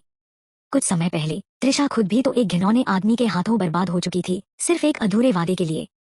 अब वह अपनी बेटी को क्या ही कह सकती थी? लेकिन उसकी आधी जिंदगी बीत चुकी थी। खुद क्या सहा, अब वह मायने नहीं रखता था। उसे बस अपनी बेटी की रक्षा करनी थी, चाहे इसके लिए उसे कुछ भी कुर्बान करना पड़े। पर फिर भी वह संजना को इस बेवकूफी से रोक नहीं पाई। दरवाजे के बाहर चुपके से आकाश उनकी पूरी बहस सुन चुका था। त्रिशा को थोड़ा शांत करने के लिए सही समय देखकर उसने कमरे में कदम रखा। त्रिशा, तुम्हें संजना को इस तरह से डांटने की जरूरत नहीं है। उसने हमारे लिए खुद को कुर्बान किया। हाँ, अनिरुद्ध कोई आदर्श इंसान नहीं है, उम्रदराज भी है, लेकिन कम से कम उसके पास रिसोर्स तो हैं। अब जब संजना उसके साथ है, तो उसे भूख और ठंड से मरने की चिंता तो नहीं होगी। अब जमाना बदल गया है, आदमियों को परखने का पुराना तरीका अब काम नहीं करेगा। माँ का दिल आखिर माँ का ही होता है। त्रिशा अभी भी गुस्से में थी। उसने आकाश को घूरते हुए कहा, यहाँ से चले जाओ। अगर तुम आदमियों में जरा भी काबिलियत होती तो हमें यह जिल्लत झेलनी ही नहीं पड़ती। आकाश ने अपने जबड़े भींचे और चुपचाप वहां से चला गया। जब जरूरत थी तब इन्हीं लोगों ने उन्हें अपने साथ रखा, और अब वही उन्हें बोझ समझ रहे थे। अगर वे सोच रहे थे कि वे उन्हें इतनी आसानी से निकाल देंगे तो यह उनकी भूल थी। अब जब जनरेटर चालू हो गया था, संजना की मोबाइल फिर से चालू हो गई। अब तक वह सिर्फ पावर बैंक के सहारे फोन चला रही थी, लेकिन वह भी 2 दिन पहले डिस्चार्ज हो गया था। फोन चालू होते ही उसने सबसे पहले यह देखा कि बिल्डिंग 5 यूनिट 1 में क्या हुआ, खासतौर पर आभा के बारे में। और फिर उसने वह खबर देखी। लोग चर्चा कर रहे थे कि अपार्टमेंट 2002 खाली नहीं था, वहां कोई रह रहा था, एक पावरफुल, खतरनाक और बेहद हैंडसम आदमी। और उसने आभा के साथ मिलकर हमलावरों को एक बार फिर खदेड़ दिया था। संजना का चेहरा यह पढ़ते ही बार बार बदलने लगा। वह सालों से 20वीं मंजिल पर रह रही थी, लेकिन उसने कभी अपार्टमेंट 2002 में किसी को आते जाते नहीं देखा। पर जैसे ही आभा वहां रहने लगी, अचानक वहां कोई रहने लगा, और वह भी इतना ताकतवर इंसान। यह कहाँ का इंसाफ था। आभा के पास सब कुछ था, खाने पीने की चिंता नहीं, पहनने ओढ़ने की कमी नहीं, रहने के लिए बेहतरीन जगह। यहाँ तक कि उसका पड़ोसी भी ऐसा निकला जो न सिर्फ ताकतवर था, बल्कि देखने में भी हैंडसम था। और वह तो सिर्फ अनिरुद्ध जैसे बूढ़े आदमी के साथ समझौता करके थोड़ा बहुत सामान जुटाने के लिए मजबूर थी। त्रिशा अभी तक संजना को डांट ही रही थी जब आकाश बीच में आ गया। जब त्रिशा दोबारा संजना की तरफ मुड़ी तो देखा कि वह फोन की स्क्रीन पर नजरें गड़ाए बैठी थी। आगे से तुम अनिरुद्ध के पास नहीं जाओगी। संजना ने कोई जवाब नहीं दिया। त्रिशा गुस्से में आई और उसके हाथ से फोन छीन लिया। तुमने सुना नहीं मैंने क्या कहा? या फिर तुम वेदांत से शादी करने का ख्याल छोड़ चुकी हो? वेदांत? संजना ने कड़वाहट से हंस दिया। कितना बेतुका था यह सब। पहले भी वह वेदांत के करीब जाने के काबिल नहीं थी, अब तो हालात और भी बुरे थे। बाहर बर्फ इतनी मोटी परत में जमी थी कि घर से निकलकर प्रॉपर्टी ऑफिस तक जाना ही उसके लिए एक बड़ी चुनौती थी। तो फिर वह वेदांत को कहां से ढूंढे? शायद वह भूख से मर जाएगी, शायद किसी रात कोई उसकी नींद में ही हत्या कर देगा। अब कोई भविष्य नहीं था। शादी, वेदांत, सब बेकार की बातें थीं। लेकिन इस बर्बर दुनिया में भी आभा न सिर्फ जिंदा थी, बल्कि बेहतरीन तरीके से जी भी रही थी, इज्जत के साथ। और वह तो एक ऐसी औरत बन चुकी थी जो जिंदा रहने के लिए अपना शरीर बेचने को मजबूर थी। दोनों एक ही पिता की बेटियां थीं, एक ही परिवार से थी। फिर क्यों आभा को सब कुछ मिल गया और उसे सिर्फ यह गंदगी? यह न्याय नहीं था। अगर उसने यह सब सहा है तो आभा को भी सहना पड़ेगा, तभी इंसाफ होगा। चैप्टर 30। आभा बिना पीछे देखे ही चल पड़ी, अपने साथ कुकू को लेते हुए। उसने वेदांत की तरफ देखना तक जरूरी नहीं समझा, एक अच्छे चेहरे की तो बात ही छोड़ो। बाद में जब उसे याद आया कि बाहर की लड़ाई के बाद वहां की सफाई भी करनी थी, तो वह देखने गई। लेकिन जो देखा उससे उसे थोड़ा झटका लगा। सब कुछ पहले ही चमका दिया गया था। तो जिसे उसने पिछली बार गोली मारी थी, उसकी लाश भी वेदांत ने ही हटाई होगी। पिछले कुछ दिनों से वह अकेले ही कई हमलों को रोक रही थी, पूरे 20वें माले की सुरक्षा संभाल रही थी। ऐसे में अगर वेदांत ने थोड़ी सफाई कर दी तो बड़ी बात क्या थी। वैसे भी आज रात जो हमलावर आए थे वे उसी के घर के लिए आए थे। अगर देखा जाए तो आभा तो बेवजह ही इस झमेले में फंसी थी। यह सोचते ही उसका दिमाग शांत हो गया। बिना किसी टेंशन के वह वापस अपने कमरे में सोने चली गई। वैभव की असली प्लानिंग तो 2002 नंबर वाले अपार्टमेंट पर कब्जा जमाने की थी, लेकिन अब जब वह दांव उल्टा पड़ गया तो उसे आभा पर ही भरोसा करना पड़ा। उसे अच्छे से याद था कि आभा को उसके और सुहानी के साथ रहने से कितनी दिक्कत थी। अगर उसे दोबारा आभा का भरोसा जीतना था तो सबसे पहले सुहानी को हटाना जरूरी था। यही सोचकर उसने सुहानी को लिविंग रूम में बुलाया। अगर उसे सुहानी को हटाना ही था तो उसे यह एहसास नहीं होने देना था कि वह मतलबी या बेरहम है, बल्कि उसे ऐसा महसूस कराना था कि वह मजबूर है, ताकि वह बाद में भी उसकी मदद करती रहे। सुहानी, घर में खाना बहुत कम बचा है। बाहर बर्फ इतनी जम गई है कि 2 मंजिल ऊंची हो चुकी है। अब बाहर जाकर खाने का इंतजाम करना नामुमकिन है। हमारे पास बस एक ही चांस है, आभा से मदद मांगना। आभा हमारी मदद करेगी, सुहानी हंसी। इतना सब करने के बाद उसे अच्छे से पता था कि आभा की नजरों में उसकी क्या जगह थी, इसलिए उसने हमेशा उससे बिजनेस डील की तरह डील किया था। वह अब भी मुझसे जुड़ी हुई है। अगर मैं उसके हिसाब से चलूं और उसका भरोसा जीत लूं तो वह मुझे 20वें फ्लोर पर रहने देगी। और एक बार मैं अंदर आ गया तो तुम्हें भी लाना मुश्किल नहीं होगा। सुहानी ने एक ठंडी हंसी ली। ओह, तो ये है तुम्हारी प्लानिंग? पुराने और नए प्यार के साथ मजे लेना चाहते हो? वैभव ने उसे अपनी गोद में खींच लिया और प्यार से उसके गाल पर उंगलियां फिराते हुए बोला, ऐसा कुछ नहीं है, मैं सिर्फ तुम्हें चाहता हूँ। आभा, वह तुम्हारे सामने कुछ भी नहीं है। मैं अंधा नहीं हूँ बेबी। मैं उससे अच्छा बनने की कोशिश सिर्फ अपने फायदे के लिए कर रहा हूँ, ताकि हम दोनों का फ्यूचर सिक्योर हो सके। वैभव हमेशा से लड़कियों को मीठी बातें करके फंसाने में माहिर था। सुहानी भी कभी उसकी बातों में बह गई थी, लेकिन अब वह पहले जैसी बेवकूफ नहीं रही थी। तो तुम उसका भरोसा कैसे जीतोगे? सुहानी ने सीधे सवाल दागा। वैभव कुछ सेकंड के लिए चुप रहा, फिर बोला, पहले तो मेरा प्लान था कि मैं 2002 पर कब्जा कर लूं और वहां रहूं। अगर आभा पड़ोस में होती तो हम ज्यादा सेफ रहते, लेकिन अब ये मुमकिन नहीं है। उसे पता है कि मैं तुम्हारे साथ रह रहा हूँ और ये बात उसे पसंद नहीं आई। तो फिलहाल सबसे सही ऑप्शन यह है कि तुम कुछ समय के लिए कहीं और रहो। जैसे ही मैं 2001 में शिफ्ट हो जाऊंगा, तुम्हें वापस ले आऊंगा। सुहानी को पहले से ही पता था कि यह दिन कभी न कभी जरूर आएगा। जिस दिन उसने वैभव को चोरी छिपे सामान इकट्ठा करते देखा था, उसी दिन समझ गई थी कि वह एक दिन उसे छोड़ने वाला है। कहाँ भेजने वाले हो मुझे? उसका शांत रिएक्शन देखकर वैभव थोड़ा चौंक गया। 1302 में रह सकती हो। वहां एक न्यूली मैरिड कपल रहता है। 1302? वही नई शादीशुदा जोड़ी? वैभव ने सिर हिलाया। हाँ, मैंने उनसे बात कर ली है। अगर तुम कुछ सामान लेकर जाओगी तो वे तुम्हें खुशी खुशी जगह दे देंगे। सुहानी ने हल्का सा सिर हिलाया और बोली, ठीक है, लेकिन मेरी एक कंडीशन है। क्या कंडीशंस हैं? मुझे तुम्हारी स्विस आर्मी नाइफ चाहिए। इस क्रूर पोस्ट एपोक्लिप्टिक दुनिया में सरवाइव करना है तो या तो खुद को बचाने की स्किल्स आनी चाहिए या फिर कोई बढ़िया हथियार होना चाहिए। वो स्विस आर्मी नाइफ वैभव को उसके एक दोस्त ने गिफ्ट दी थी और तब से उसने इसे हमेशा अपने पास रखा था, सेफ्टी के लिए। वैभव को इसे देने का मन नहीं था, लेकिन सुहानी की सेफ एग्जिट पक्की करने के लिए उसने मन कड़ा कर लिया। मैं तो वैसे भी तुम्हें कुछ सेफ्टी के लिए देने वाला था। जब तुम्हें यही नाइफ चाहिए तो रख लो। सुहानी हल्के से हंसी, फिर अपने सामान पैक करने लगी। 1302 की मालकिन ने अपने पति से जोरदार लड़ाई मचा दी जब उसे पता चला कि उसने एक औरत को घर में रख लिया बिना पूछे। ये हमारा घर है, तुमने किसी और को यहाँ रहने दे दिया, वो भी एक लड़की। विपुल, तुम्हारा दिमाग ठीक है? 1302 का आदमी था विपुल और उसकी वाइफ थी वंदना। दोनों कॉलेज के टाइम से साथ थे, फिर शादी हुई, यानी एक आम शादीशुदा जोड़े से कहीं ज्यादा गहरा रिश्ता। लेकिन रिश्ता कितना भी गहरा हो, कोई भी औरत अपने पति को घर में किसी और लड़की को घुसाने की इजाजत नहीं दे सकती। विपुल भी नहीं चाहता था, लेकिन उसे वैभव पर डिपेंड रहना था, उसके पास कोई और चॉइस नहीं थी। वैसे भी लड़की खाली हाथ नहीं आई थी, साथ में सामान भी लाई थी। ऊपर से वैभव ने भी वादा किया था कि जब भी उसके हाथ कोई कीमती चीज लगेगी वो विपुल को एक्स्ट्रा शेयर देगा, सुहानी को शेल्टर देने के बदले।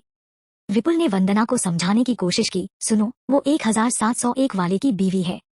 उसका आदमी मेरी हेल्प कर चुका है और वो सामान लेकर आई है, हम बस उसे रहने के लिए जगह दे रहे हैं और कुछ नहीं।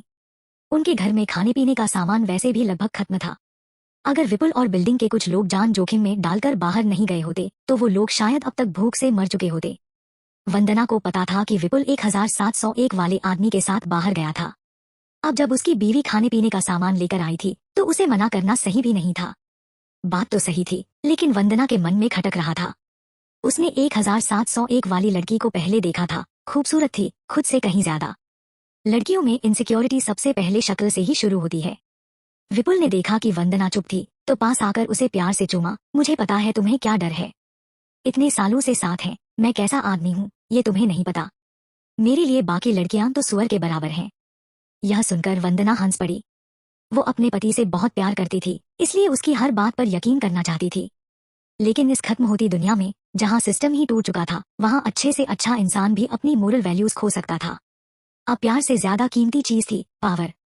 जिसके पास खाना था, जो इस दुनिया में जिंदा रह सकता था, वही पावरफुल था। और जिसके पास पावर हो, उसे किसी और को खुश रखने की क्या जरूरत। सुहानी ने 1302 में सेटल होते ही आभा को मैसेज किया। अब वैभव से चैप्टर क्लोज हो चुका था, उसे अब अपनी फ्यूचर प्लानिंग खुद करनी थी। आभा, मैं अब वैभव से अलग हो चुकी हूँ, 1302 में हूँ अभी। मेरे पास कुछ इंटरेस्टिंग खबरें हैं, तुम इंटरेस्टेड हो? मैसेज पढ़कर आभा ने मन में सोचा, सुहानी को वैभव ने इतनी जल्दी डिच कर दिया, ये तो दिन बना देने वाली खबर थी। आभा ने रिप्लाई किया, मेरे पास भी एक खबर है तुम्हारे लिए, सुनोगी? वैभव से जुड़ी हुई है। चैप्टर 31। वैभव सिर्फ एक फेक जेंटलमैन और कमीना था, और सुहानी भी कुछ कम नहीं थी। जब कॉलेज में थे, सुहानी ने औरों के साथ मिलकर आभा को काफी परेशान किया था। बाद में उसने आभा की रिसर्च तक चुरा ली, जिससे उसका पोस्ट ग्रेजुएशन में सिलेक्शन नहीं हो पाया। पिछली जिंदगी में जब सर्वाइवल ही सबसे बड़ी चीज बन गई थी, सुहानी ने वैभव के साथ मिलकर खूब गंदे काम किए थे। अगर वैभव वो जहरीला सांप था जो सही मौके का इंतजार कर रहा था, तो सुहानी वो बिच्छू थी जो उसके लिए पर्दा डाल रही थी। जो भी मेहनत से आभा ने कमाया था, आखिर में वो सब वैभव और सुहानी के हाथ लग गया। त्रिशा और संजना, वो भोली माँ बेटी की जोड़ी, इनके सामने टिक ही नहीं पाई। वैभव और सुहानी ने उन्हें आभा के खिलाफ भड़काकर उसे रास्ते से हटा दिया ताकि वो उसकी हर चीज हड़प सके। सुहानी के कुछ कहने से पहले ही आभा ने उसे वो सारे वॉइस रिकॉर्डिंग्स और चैट्स भेज दिए जिनमें वैभव ने शुरुआत से ही उसकी बेइज्जती की थी।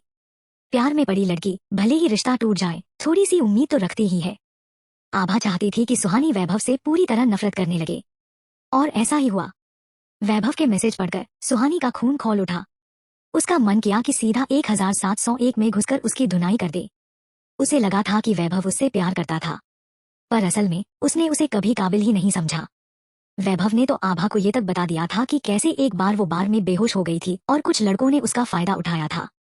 उसने सुहानी को यूज्ड प्रोडक्ट कहकर मजाक उड़ाया था और बोला था कि अब सुहानी के पास और कोई चारा ही नहीं था, इसलिए वो बस उसी से चिपकी हुई थी। वैभव ने ये भी कहा था कि उसने उसे रहम के मारे अपने पास रखा था, और फिर जब शहर बर्फ से बंद हो गया तो वैभव के पास कोई और ऑप्शन नहीं बचा था। वैभव ने अपनी इमेज सुधारने के लिए खुद को बेचारा और मासूम दिखाया और सुहानी को एक बेईमान औरत की तरह पेश किया। और बेवकूफ सुहानी, वो तो अब तक उनकी छोटी छोटी यादों को संभाले बैठी थी। आभा को भी बस हल्के में हिंट देकर छोड़ा था। अब बस बहुत हो गया। उसने आभा को कॉल लगाया। आभा जस्ट ट्रेडमिल से उतरी थी। जैसे ही उसने सुहानी की कॉल देखी, उसने स्पीकर ऑन कर दिया। आभा, मैं तुम्हें वैभव के बारे में सब कुछ बता सकती हूँ, लेकिन हमेशा की तरह मुझे भी कुछ चाहिए एक्सचेंज में। आभा हंसते हुए बोली, वैभव कैसा इंसान है ये मुझे अच्छे से पता है। चाहे वो अनिरुद्ध के साथ मिलकर डील कर रहा हो, बाहर के गुंडों से हाथ मिला रहा हो, या 901 और 1302 के लोगों के साथ मिलकर मेरी जगह लूटने की प्लानिंग कर रहा हो, मुझे सब पता है। तुम बताओ या मत बताओ, मुझे कोई फर्क नहीं पड़ता। सुहानी ने बहुत कुछ कहने की प्लानिंग की थी, लेकिन डील करने के लिए पहले कुछ मांगना चाहती थी। उसे लगा ही नहीं था कि आभा को पहले से ही सब कुछ पता होगा। इसका मतलब ये कि उसके पास जो भी इंफोशान थी वो अब बेकार हो गई थी। अब वो जल्दी जल्दी सोचने लगी, क्या उसके पास वैभव के बारे में कुछ ऐसा था जो आभा को नहीं पता? लेकिन नहीं, उसके पास बताने लायक और कुछ नहीं था। आभा ही उसकी आखिरी उम्मीद थी। उसे हर हाल में उसे पकड़कर रखना था। तुम जानती हो ना कि वैभव कितना बड़ा गेमर है। उसकी नजर तुम्हारे ऊपर है। ऊपर से ऑफिशियली तो हम अब भी कपल हैं।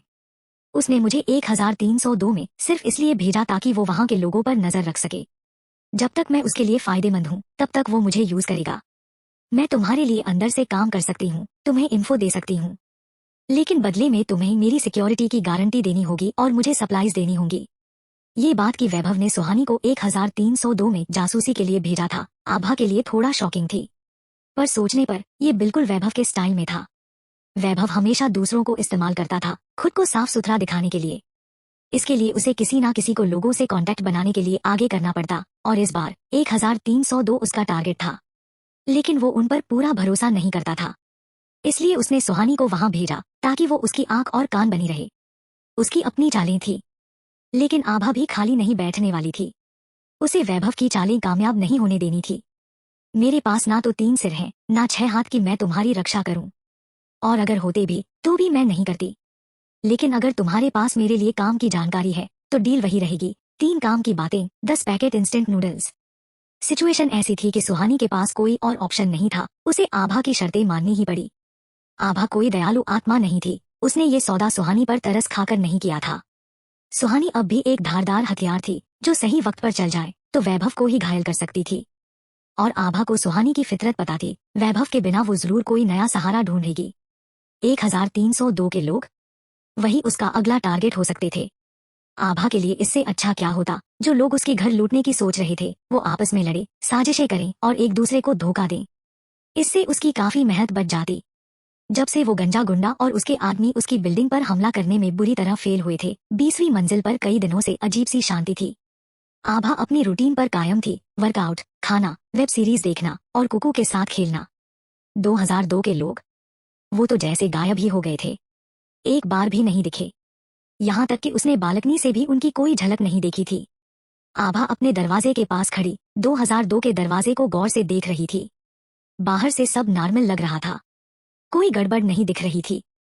तो क्या वो बंदा सच में सिर्फ एक शांत, अच्छा फाइटर लेकिन नॉर्मल इंसान था? तभी तेज और घबराई हुई दस्तकें हॉलवे में गूंज उठीं। बचाओ, आभा प्लीज दरवाजा खोलो। आवाज जानी पहचानी लगी।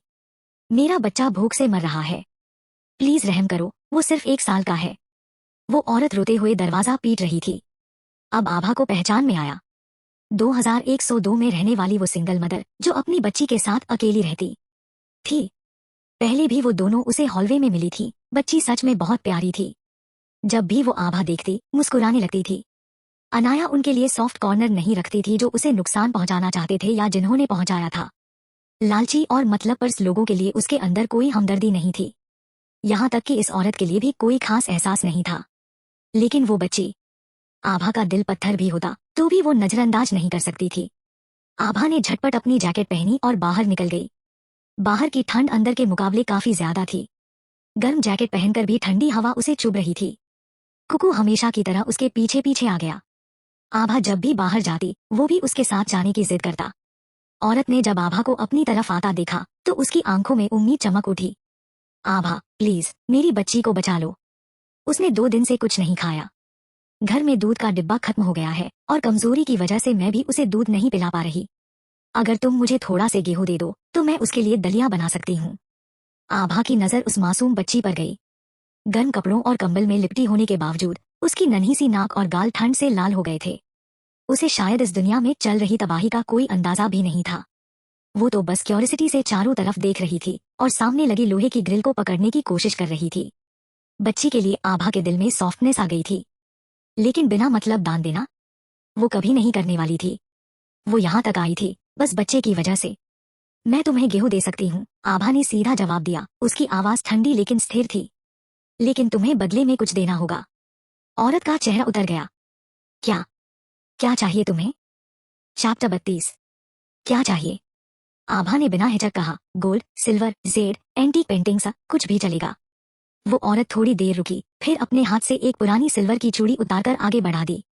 मेरे पास कोई खास चीज नहीं है। ये चूड़ी सालों से मेरे पास है, उम्मीद है तुम्हें ठीक लगेगी। आभा ने चूड़ी ली, अंदर गई और करीब 10 किलो गेहूं लेकर लौटी। वो औरत बैग में सफेद चमकते चावल देखकर इतनी खुश हुई कि आंखों में आंसू आ गए। थैंक यू, आभा। वो चली गई और जैसे ही आभा मुड़ी दरवाजे पर वेदांत खड़ा दिखा। आभा की बॉडी ऑटोमेटिकली टेंशन में आ गई। यहाँ क्या कर रहे हो? आभा ने सीधा सवाल दाग दिया। कुछ एक्सचेंज कर सकते हैं? आभा तब तक अलर्ट रही जब तक अपनी दहलीज पर नहीं पहुंच गई।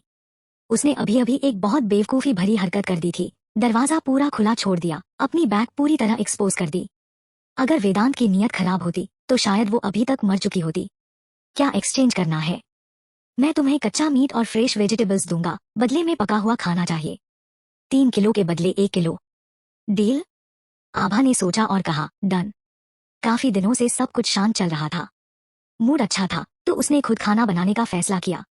उसने ब्रेस्ट चिकन और स्टर फ्राइड पोटैटो शेड्स बनाए और हर डिश अच्छी खासी बड़ी बनाई। सारा खाना तैयार होने के बाद उसने अपार्टमेंट 2002 का दरवाजा नॉक किया। वेदांत ने दरवाजा खोला और आभा ने प्लास्टिक बैग में पैक तौल कर दिया हुआ खाना उसकी तरफ बढ़ा दिया। 5 डिशेज, हर एक 1 किलो। रुको जरा, इतना कहकर वेदांत अंदर गया मीट और सब्जियां लाने। पर उसने दरवाजा बंद नहीं किया। आभा को उसकी लाइफस्टाइल को लेकर काफी क्यूरियोसिटी थी, लेकिन फिर भी उसने अंदर झांकने से खुद को रोका। बस दरवाजे से दिखा कि अंदर कोई बड़ा सा ब्लैक मेटल फ्रेम रखा था, पर सामने से कुछ खास नजर नहीं आ रहा था। वेदांत जल्दी ही वापस आया, सामान पकड़ाया और बस थैंक्स कहकर वापस मुड़ गया। आभा ने भी बिना फॉर्मेलिटी के सामान लिया और अपने अपार्टमेंट का दरवाजा बंद कर दिया। और वैसे ही दोनों फिर से अजनबी बन गए। सामान स्टोर करने के बाद आभा आराम से डिनर एंजॉय करने बैठ गई। इस दौरान उसे एक चीज अच्छे से समझ में आ गई थी। कुकू एक 100% मीट लवर था। सब्जियों को हाथ भी नहीं लगाता। अगर उसके पास पहले से स्टॉक जमा न होता तो ये छोटा सा खाऊ अब तक उसे कंगाल कर चुका होता। जब आभा और उसका पालतू खुश होकर डिनर एंजॉय कर रहे थे, उसी वक्त नीचे अपार्टमेंट 1901 में तारा और तरुण अपने किचन की खिड़की के पास खड़े होकर बाहर से आती खुशबू को ललचाई नजरों से सूंघ रहे थे। ये सिर्फ खाने की खुशबू नहीं थी, ये गर्म ताजा खाने की एक लॉन्ग लॉस्ट फीलिंग थी। जब से बिजली और हीटिंग चली गई थी तब से उन्होंने एक भी गर्म निवाला नहीं खाया था। जिन लोगों के पास जनरेटर या बैटरी बैकअप था वो फिर भी किसी तरह गुजारा कर रहे थे, पर उनके पास तो कुछ भी नहीं था। उन्होंने अपने घर का फर्नीचर तक जला डाला ताकि किसी तरह सर्दी से बचा जा सके और थोड़ा गर्म खाना नसीब हो। पर जो कुछ भी वो खा रहे थे उसे खाना कहना भी मुश्किल था। बस गर्म पानी में चावल भिगोकर थोड़ा नरम कर लेते ताकि गले से उतर जाए। सुनो, कितनी अच्छी खुशबू आ रही है। बस एक बाइट मीट मिल जाए, एक बाइट सॉफ्ट गरम चावल। तारा ने होठों पर जीभ फेरते हुए कहा। तरुण भी उसी हालत में था। भूख के आगे हर इंसान एक जैसा होता है। तरुण ने खिड़की से बाहर झांका। बर्फ की मोटी सफेद चादर चारों ओर पसरी थी।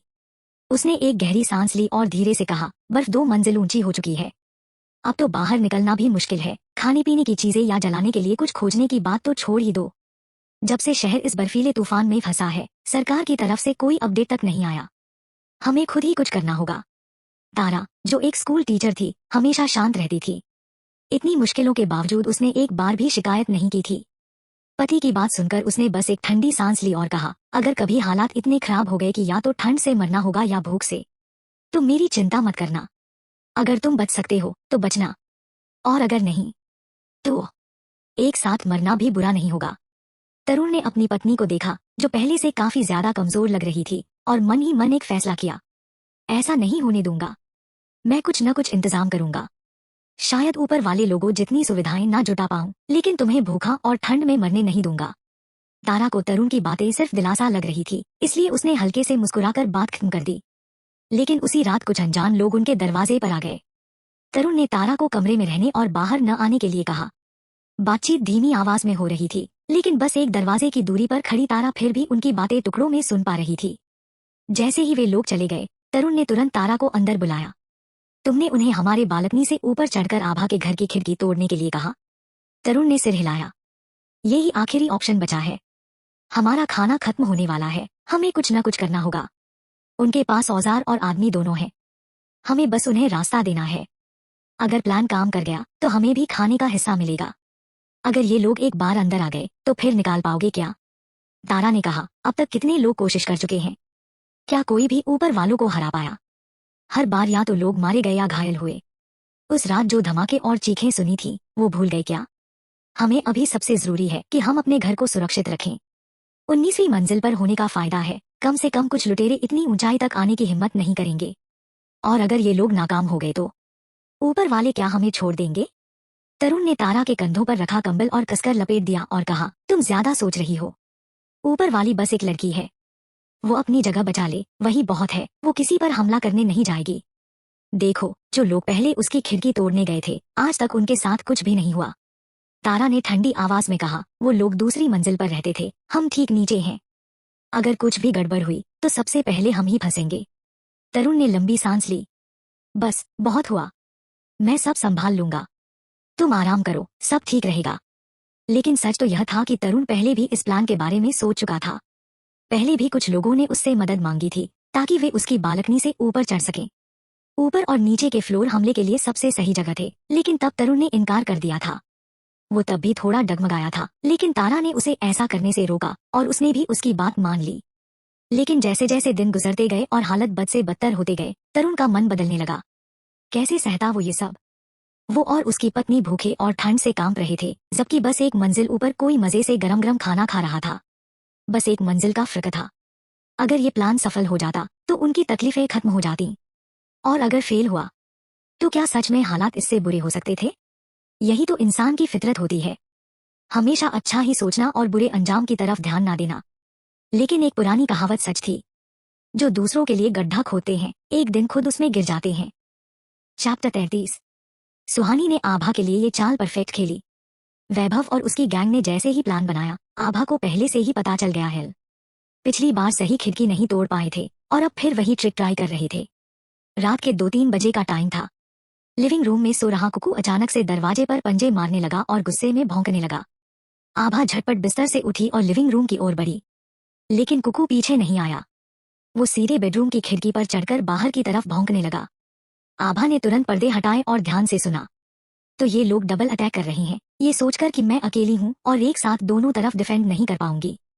कुकू, तुम यहीं रहो, मैं लिविंग रूम संभालती हूँ। उसने बेड के पास रखी मेटल पर बैट उठाई और लिविंग रूम की तरफ बढ़ी।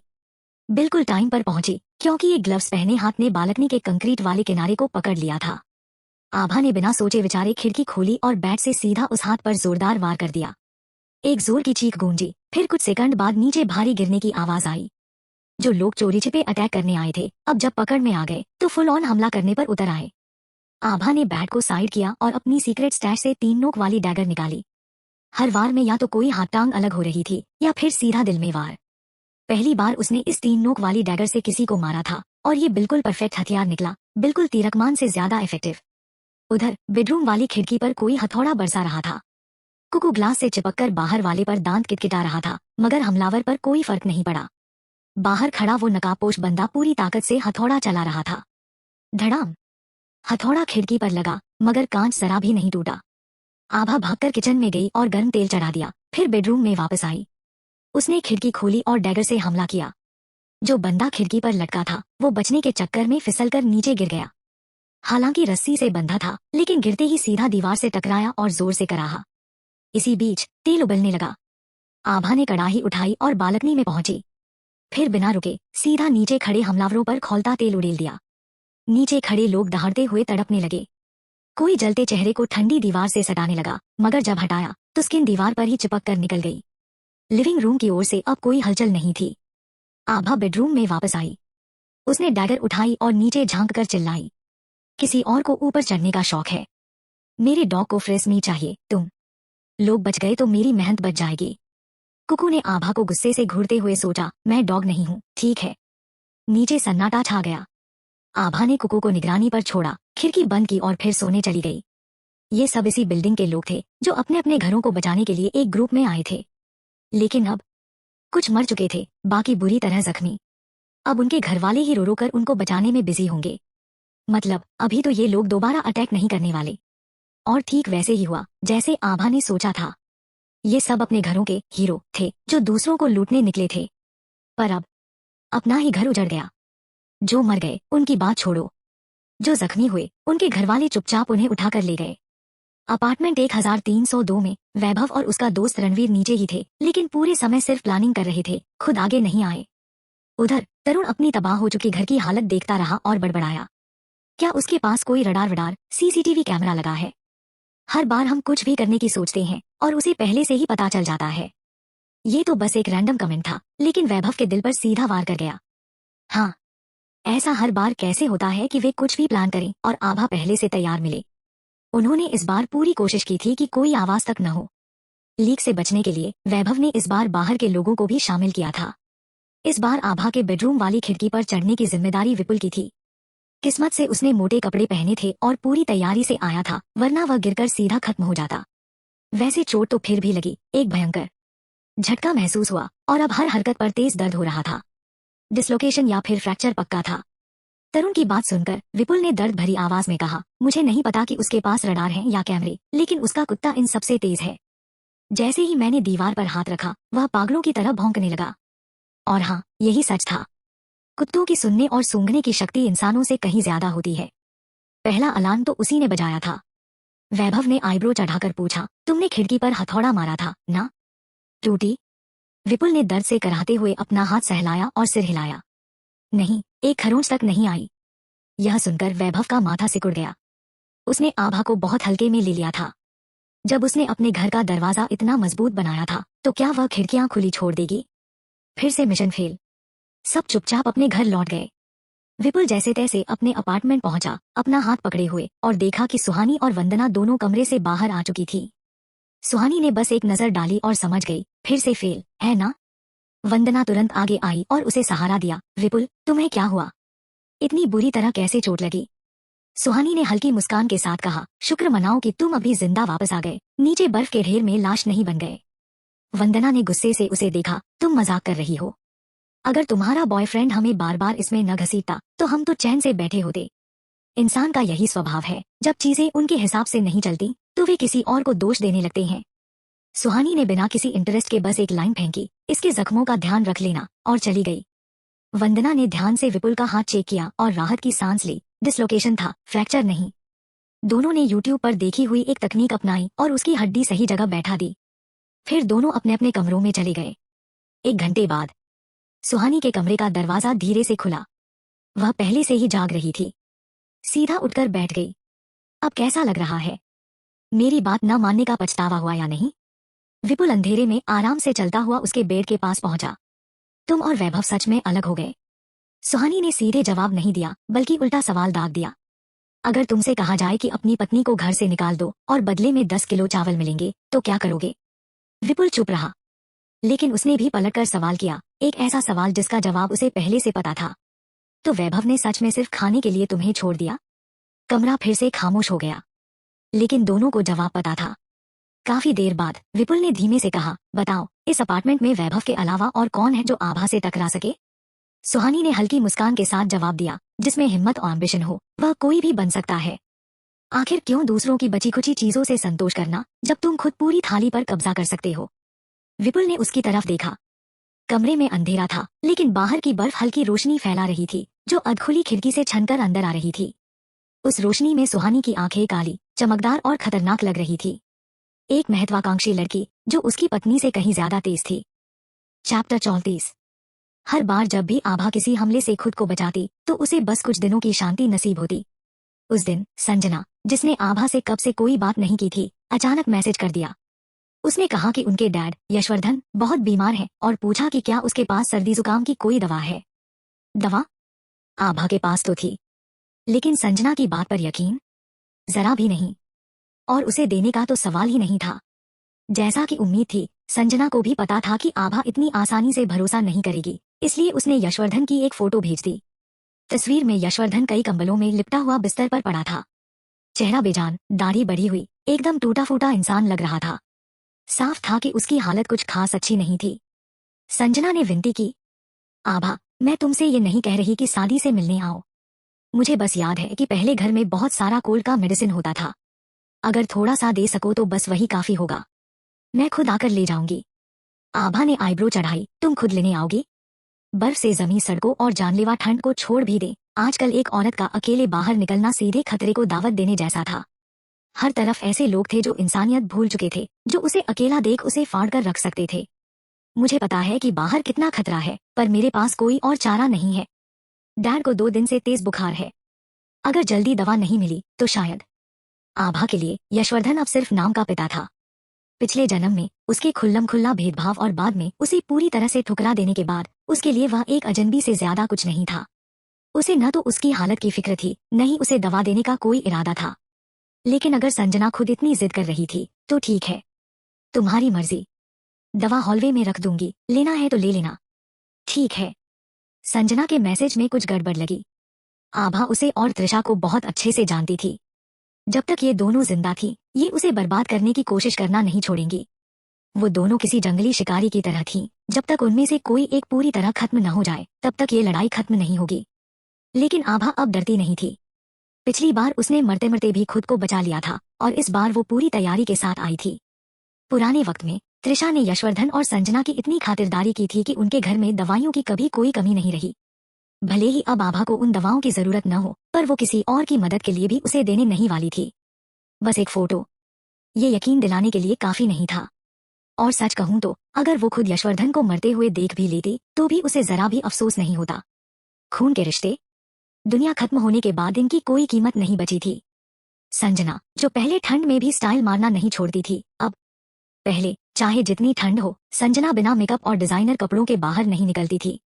लेकिन आज वो एक ओवरसाइज मिलिट्री जैकेट में थी, वो जैकेट जो आमतौर पर लड़के पहनते थे। उसका चेहरा लगभग पूरी तरह से ऊन की टोपी से ढका हुआ था और उसके बाल पूरी तरह अंदर छिपे हुए थे। अगर उसका शरीर इतना छोटा न होता तो कोई पहचान ही नहीं पाता कि वो एक लड़की है। लगता था कि अब जाकर उसे असली दुनिया की सच्चाई समझ आई थी। कम से कम अब उसे खुद को बचाना तो आ गया था। लेट्स सी, तुम्हें सच में दवा चाहिए या तुम्हारे दिमाग में कोई और प्लान है? आभा ने अपने खिड़की से देखा, संजना धीरे धीरे बिल्डिंग की ओर बढ़ रही थी। जैसे ही वो अंदर घुसी, आभा ने हॉलवे में एक खाली दवा का डब्बा रख दिया, पर वो अंदर वापस नहीं गई। वो दीवार से लगकर खड़ी रही, कान लगाए सुन रही थी, क्योंकि उसे यकीन था संजना इतनी मिन्नतें सिर्फ एक दवा के लिए नहीं कर सकती थी। पहले कभी इतनी फिक्रमंद नहीं थी, तो अब अचानक इतनी लॉयल्टी कैसे जाग गई? कुछ तो गड़बड़ है। बिल्डिंग की लिफ्ट कब की खराब हो चुकी थी, इसलिए संजना को सीढ़ियों से ही आना पड़ा। जब वो ऊपर पहुंची तो पूरी तरह हांफ रही थी। संजना ने मजबूत लोहे के दरवाजे पर नजर डाली, उसके चेहरे पर खींच के साफ निशान थे। उसे अंदर जाना ही होगा, बस तभी वो उस इंसान से मिल सकती थी। लेकिन आज सही वक्त नहीं था, और उस बूढ़े हरामी अनिरुद्ध को छूने देने का तो सवाल ही नहीं था। संजना ने जमीन से दवाई का डिब्बा उठाया और अंदर की तरफ आवाज लगाई, आभा, दवाई ले जा रही हूँ। Thank you. आभा ने कोई जवाब नहीं दिया। उसने बस इंतजार किया कि संजना के जाने की आवाजें पूरी तरह से खत्म हो जाए। फिर वो धीरे से दीवार के कोने से बाहर निकली, वो सच में बस दवाई लेने आई थी। लेकिन क्या उसे ये नहीं दिखा कि डिब्बा खाली था? आभा ने मन में सोचा। संजना के जाने के कुछ ही देर बाद कुसुम आंटी आ धमकी। वो भी दवाई मांगने आई थी, बिल्कुल संजना की तरह। लेकिन कम से कम संजना थोड़ी शालीन थी, पहले जैसी अकड़ नहीं थी। पर कुसुम, वो जवाब मांगने आई थी। आभा, 20वीं मंजिल पर पिछले कुछ दिनों में कई लोग मर चुके हैं। उनके शरीर सही वक्त पर हटाए नहीं गए, जिसकी वजह से बीमारी फैल रही है। हमारे फ्लैट के कई लोग बीमार पड़ गए हैं। तुम्हें नहीं लगता कि तुम्हें सबको एक सफाई देनी चाहिए? आभा पहले से ही उसके चिल्लाने की आवाज अंदर से सुन रही थी। उसने पूरी तरह इग्नोर कर दिया। चिल्लाना है, चिल्लाने दो, उसे कोई फिक्र नहीं पड़ता। उसके लिए तो ये किसी कुत्ते के भौंकने जैसा ही था। कोई जवाब न पाकर कुसुम आंटी ने फिर बोलना शुरू कर दिया। आभा, मुझे पता है कि तुम सुन सकती हो, और ये भी पता है कि अब तुम्हें किसी चीज से डर नहीं लगता। तुम्हारे लिए किसी को मारना वैसे ही आसान है जैसे सब्जी काटना। लेकिन तुम एक लड़की हो, क्या तुम्हें कर्म का डर नहीं? क्या तुम नहीं डरती कि जिन लोगों को तुमने मारा वो रात में तुम्हें सताने आ जाएंगे? मैं तो एक बूढ़ी औरत हूँ, जीना जितना था जी लिया। अब मुझे किसी चीज से डर नहीं लगता। लेकिन मैं तब तक यहाँ खड़ी रहूंगी जब तक तुम बाहर आकर सफाई नहीं देती। अगर आज नहीं आई तो मैं हर रोज यहाँ चिल्लाने आऊंगी। अगर कोई बुजुर्ग होने का फायदा उठाने की मिसाल हो सकती थी तो वो कुसुम आंटी थी। उन्हें अच्छी तरह पता था कि आभा किसी को बेवजह नहीं मारती, इसीलिए वो इतनी बेफिक्र थी। वरना असली हैवानों के सामने तो उनकी आवाज घुट जाती थी। लेकिन ये छोटी मोटी जुबानी लड़ाई आभा को कोई दिलचस्पी नहीं थी। उसने सीधे अपने हेडफोन पहने और ट्रेडमिल पर दौड़ना शुरू कर दिया। अगर आंटी को ठंड नहीं लग रही तो जितना मन करे चिल्लाए, उसे कोई फिक्र नहीं पड़ता। लेकिन उसका पड़ोसी वेदांत, वो अब और सहन नहीं कर सकता था। उसने कुछ देर तक बर्दाश्त किया, लेकिन अब सब्र का बांध टूट गया। गुस्से में उसने दरवाजा खोल दिया। कुछ लोग होते हैं जिनका अकेला खड़ा होना ही डर पैदा कर देता है। वेदांत उन्हीं में से एक था, और इस वक्त उसका खराब मूड और गुस्सा उसकी ठंडी सख्त नजरों से साफ झलक रहा था। कुसुम आंटी, जो आभा के बाहर आने का इंतजार कर रही थी, अचानक वेदांत को देखकर चौंक गई। उसकी आंखों में हल्की चमक आ गई। उसे ये लड़का काफी काबिल लगता था। शायद ये उस बदतमीज लड़की आभा से ज्यादा समझदार हो। वो लोहे की ग्रिल के पास झुकी और वेदांत की तरफ मुस्कुराकर बोली, तो तुम वही 2002 नंबर फ्लैट के काबिल और नेकदिल लड़के हो? आखिरकार तुमसे मिल ही लिया। एक सलाह दूं, उस लड़की से ज्यादा मत घुलना मिलना। वो अच्छी नहीं है, दिल बिल्कुल काला है, किसी को मारने से पहले एक बार भी नहीं सोचती। ऐसे पड़ोसियों से दूर ही रहना बेहतर होता है। वैसे मैं इस सोसाइटी की कमेटी की मेंबर हूँ। पहले यहाँ की सारी समस्याओं को मैं ही संभालती थी। अब मोबाइल तो चलते नहीं, लेकिन अगर तुम्हें कभी कुछ चाहिए हो तो सीधे मेरे घर आ जाना। 602 नंबर फ्लैट है मेरा। कुसुम आंटी को पूरा यकीन था कि उसकी ये बात वेदांत के दिमाग में बैठ गई होगी। अब आगे जो भी वो करने वाली थी वो काफी आसान हो जाएगा। लेकिन वेदांत ने उसे बस ठंडी नजर से देखा और सिर्फ एक शब्द कहा, दफा हो यहाँ से। चैप्टर 35। तुमने अभी क्या कहा? कुसुम आंटी को लगा कि शायद उसने गलत सुना, इसलिए उसने दोबारा पूछा। अगर अभी नहीं गई तो फिर मुझसे शिकायत मत करना, वेदांत ने उसी ठंडे लहजे में दोहराया। कुसुम आंटी का चेहरा सख्त हो गया। उसके पास गालियों का पूरा भंडार था, लेकिन वह एक भी शब्द बोलने की हिम्मत नहीं जुटा पाई। असल में वह वेदांत से डर गई थी। वेदांत की ऊंचाई, उसकी बॉडी लैंग्वेज, बस वहां खड़ा होना ही काफी था किसी को डराने के लिए। कुसुम आंटी को पूरा यकीन था कि अगर वेदांत चाहे तो एक घूंसे में उसका काम तमाम कर सकता है। लोग आभा को लेकर तरह तरह की बातें करते थे, जैसे वह कोई खतरनाक इंसान हो। लेकिन आज कुसुम आंटी को पहली बार महसूस हुआ कि असली खतरा आभा नहीं बल्कि वेदांत है। उसने वेदांत को 2 बार देखा, लेकिन कुछ कहने की हिम्मत नहीं कर पाई। बिना कोई और तमाशा किए वह चुपचाप वहां से चली गई। आभा ट्रेडमिल पर दौड़ रही थी जब कुकू, उसका कुत्ता, भागता हुआ आया और उसकी पैंट पकड़कर खींचने लगा। आभा ने अपने ईयरबड्स निकाले और कुकू के साथ दरवाजे की ओर बढ़ी। वहां जो नजारा था वह बेहद संतोषजनक था। वेदांत ने सिर्फ 2-4 ठंडी लाइनों में कुसुम आंटी को चलता कर दिया था। और मजे की बात, जाते जाते आंटी ने एक भी गाली नहीं दी। आभा ने कुछ देर सोचा। पिछले कुछ हफ्तों से यह सब वैक-अ-मोल गेम जैसा हो गया था। एक के बाद एक लोग आकर उसकी सहनशक्ति की परीक्षा ले रहे थे। क्या सिर्फ इसलिए कि वह एक लड़की थी? लोग सोचते थे कि उसे डराया जा सकता है, इसलिए बार बार आकर उसकी सहनशीलता और धैर्य की सीमा को परखते थे। अब कुसुम आंटी को ही देख लो, उसे पता था कि आभा के पास बंदूक है, फिर भी वह बाहर खड़ी होकर उसे भला बुरा कहने आई थी। और वेदांत, उसे कुछ करने की जरूरत भी नहीं पड़ी। बस खड़ा हुआ, एक सख्त लुक दिया और आंटी घबरा कर चली गईं। महिलाओं के लिए यह दुनिया वाकई बहुत कठिन है, आभा ने मन में सोचा। वेदांत जब लौटते हुए आभा के दरवाजे के पास से गुजरा तो उसने एक बार बेल बजाई और वहीं खड़ा हो गया। आभा दरवाजे के पास ही थी। कुछ सेकंड इंतजार करने के बाद ही आभा ने दरवाजा खोला, यह सोचते हुए कि कोई यह न समझे कि वह सारा तमाशा देख रही थी। क्या बात है?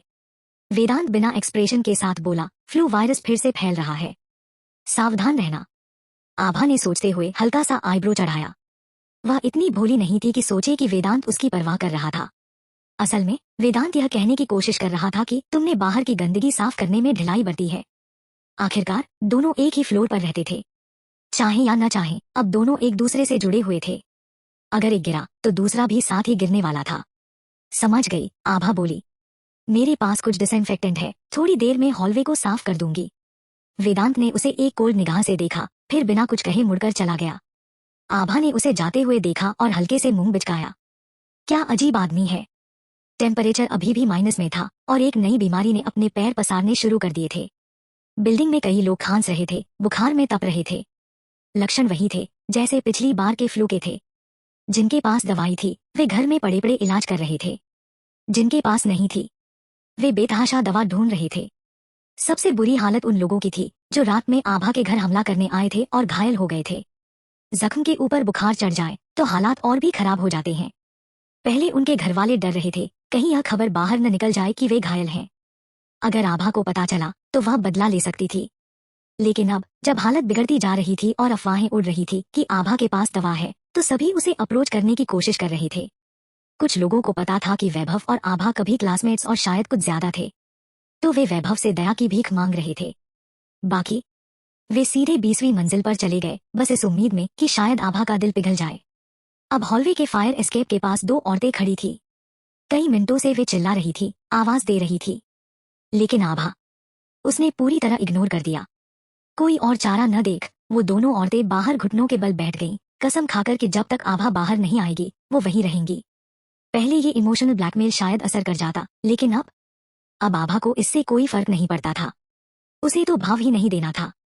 आधा घंटा और बीत गया। वो दोनों अब भी वही घुटनों पर थी, मगर अब चिल्लाना भी बंद कर दिया था। बाहर का टेम्परेचर -40 डिग्री से नीचे था और बिल्डिंग का गलियारा भी -20 डिग्री से कम नहीं था। इतनी ठंड में आधे घंटे से ज्यादा घुटनों पर बैठे रहना खुद में ही सजा थी। आभा ने अपनी जैकेट पहनी, केप लगाई और दरवाजा खोलकर बाहर आई। दरवाजे पर खड़े होकर उसने सीधा कहा, चाहे तुम यहाँ जमकर मर भी जाओ, मुझे कोई फर्क नहीं पड़ेगा। जब तुम्हारे हस्बैंड और बेटे मेरे घर के शीशे तोड़ने आए थे, तब क्या उन्होंने सोचा था कि इसका अंजाम क्या होगा? मैं बेवकूफ नहीं हूँ जो तुम्हें दवाई दूं ताकि वो ठीक होकर फिर से मुझ पर अटैक करें। वो दोनों औरतें अब तक अपनी बात भी नहीं रख पाई थी, लेकिन आभा पहले ही सब समझ चुकी थी। कम उम्र वाली औरत लोहे के गेट को पकड़कर खड़ी हो गई, उसके होंठ कांप रहे थे। कमजोर आवाज में बोली, हम अपनी सजा भुगत चुके हैं, अब और कुछ नहीं करेंगे। पहले हमें बहका दिया गया था, लेकिन अब सच में समझ आ गया है। प्लीज मेरे हस्बैंड को बचा लो। घर में 2 छोटे बच्चे हैं, वो उनके बिना नहीं रह सकते। अगर वो मर गए तो हम तीनों भी नहीं बचेंगे। दया करो, हम सच में अब कोई दुश्मनी नहीं करेंगे। आभा का चेहरा ठंडा ही रहा। तो तुम्हारे परिवार को बचना है, इसलिए तुम मेरे घर का सामान लूटने चले आए? और मैं सिर्फ इसलिए कि मैं एक लड़की हूँ, क्या मुझे लूटना तुम्हारा हक बन गया? जिस रात तुम्हारा हस्बैंड और उसके साथी मेरे घर घुसने आए थे, तब क्या तुमने एक बार भी सोचा था कि मैं भी इंसान हूँ, कि मेरे साथ गलत हो रहा है? कमजोरी कोई बहाना नहीं होती। अगर किसी के अंदर गलत करने का जरा भी ख्याल आता है तो उसे उसके नतीजे झेलने की भी हिम्मत रखनी चाहिए। और अगर मैं गलत नहीं हूँ तो ये पहली बार नहीं था जब वो मेरे घर पर अटैक करने आए थे, है ना? जब वो दूसरे घर लूटने जाता था, तब क्या तुमने सोचा था कि वो घर भी किसी का परिवार था, कि उन्हें भी जिंदा रहना था? वो औरत बस खामोश आंसू बहाती रही। आभा ने एक भी झूठ नहीं कहा था। उसका हस्बैंड पहले भी कई घर लूट चुका था, हमेशा वही घर जो अकेले रहने वाले, बुजुर्ग या कमजोर लोगों के थे। जब भी वो चोरी करके सामान लाता, ये औरत बस खुश होती थी। कभी ये नहीं सोचा कि जिनसे छीना गया उनका क्या हुआ होगा। उस रात जब हस्बैंड ने कहा था कि आज एक बड़ी डील है, उसके बाद कोई कमी नहीं रहेगी, तो ये खुद भी उतनी ही खुश थी।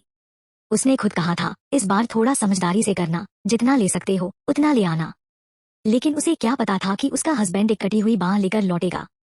उसका हाथ काट दिया गया था। मुझे माफ कर दो, वो औरत फूट फूट कर रोने लगी। हमने बहुत बड़ी गलती कर दी। अब वो पहले जैसा नहीं रहा। उसका हाथ चला गया, घाव बुरी तरह से सड़ गया है। अब वो कुछ कर भी नहीं सकता। बस उसकी जान बचा लो, मैं तुम्हारे आगे सिर झुकाती हूँ। वो बोलते बोलते सच में जमीन पर सिर पटकने लगी। लेकिन आभा, उसे फर्क ही नहीं पड़ा। जो बोलना था वो बोल चुकी थी। अब वो रहीं या जाएं, ये उनकी दिक्कत थी। अगर ठंड में जमकर मर भी जाएं, तो वो बिना पलक झपकाए लाश बाहर फेंक देगी, गलियारा साफ करके वापस अपनी जिंदगी में लग जाएगी, बिना किसी गिल्ट के। वो दरवाजा बंद करने ही वाली थी कि दूसरी उम्रदराज औरत बोल पड़ी। मेरा बेटा फंस गया था। उसे पता ही नहीं था कि बड़ा हाथ मारने का मतलब तुम्हारे घर पर अटैक करना था। उसने कुछ नहीं किया, बस वहां खड़ा था। वो मासूम है, तुमने उसके चेहरे पर गरम तेल डाल दिया। मैं इसका कोई गिला नहीं कर रही। बस प्लीज उसे थोड़ी दवाई दे दो। पैसे या सामान जो चाहिए ले लो, लेकिन प्लीज उसकी हालत और मत बिगाड़ो।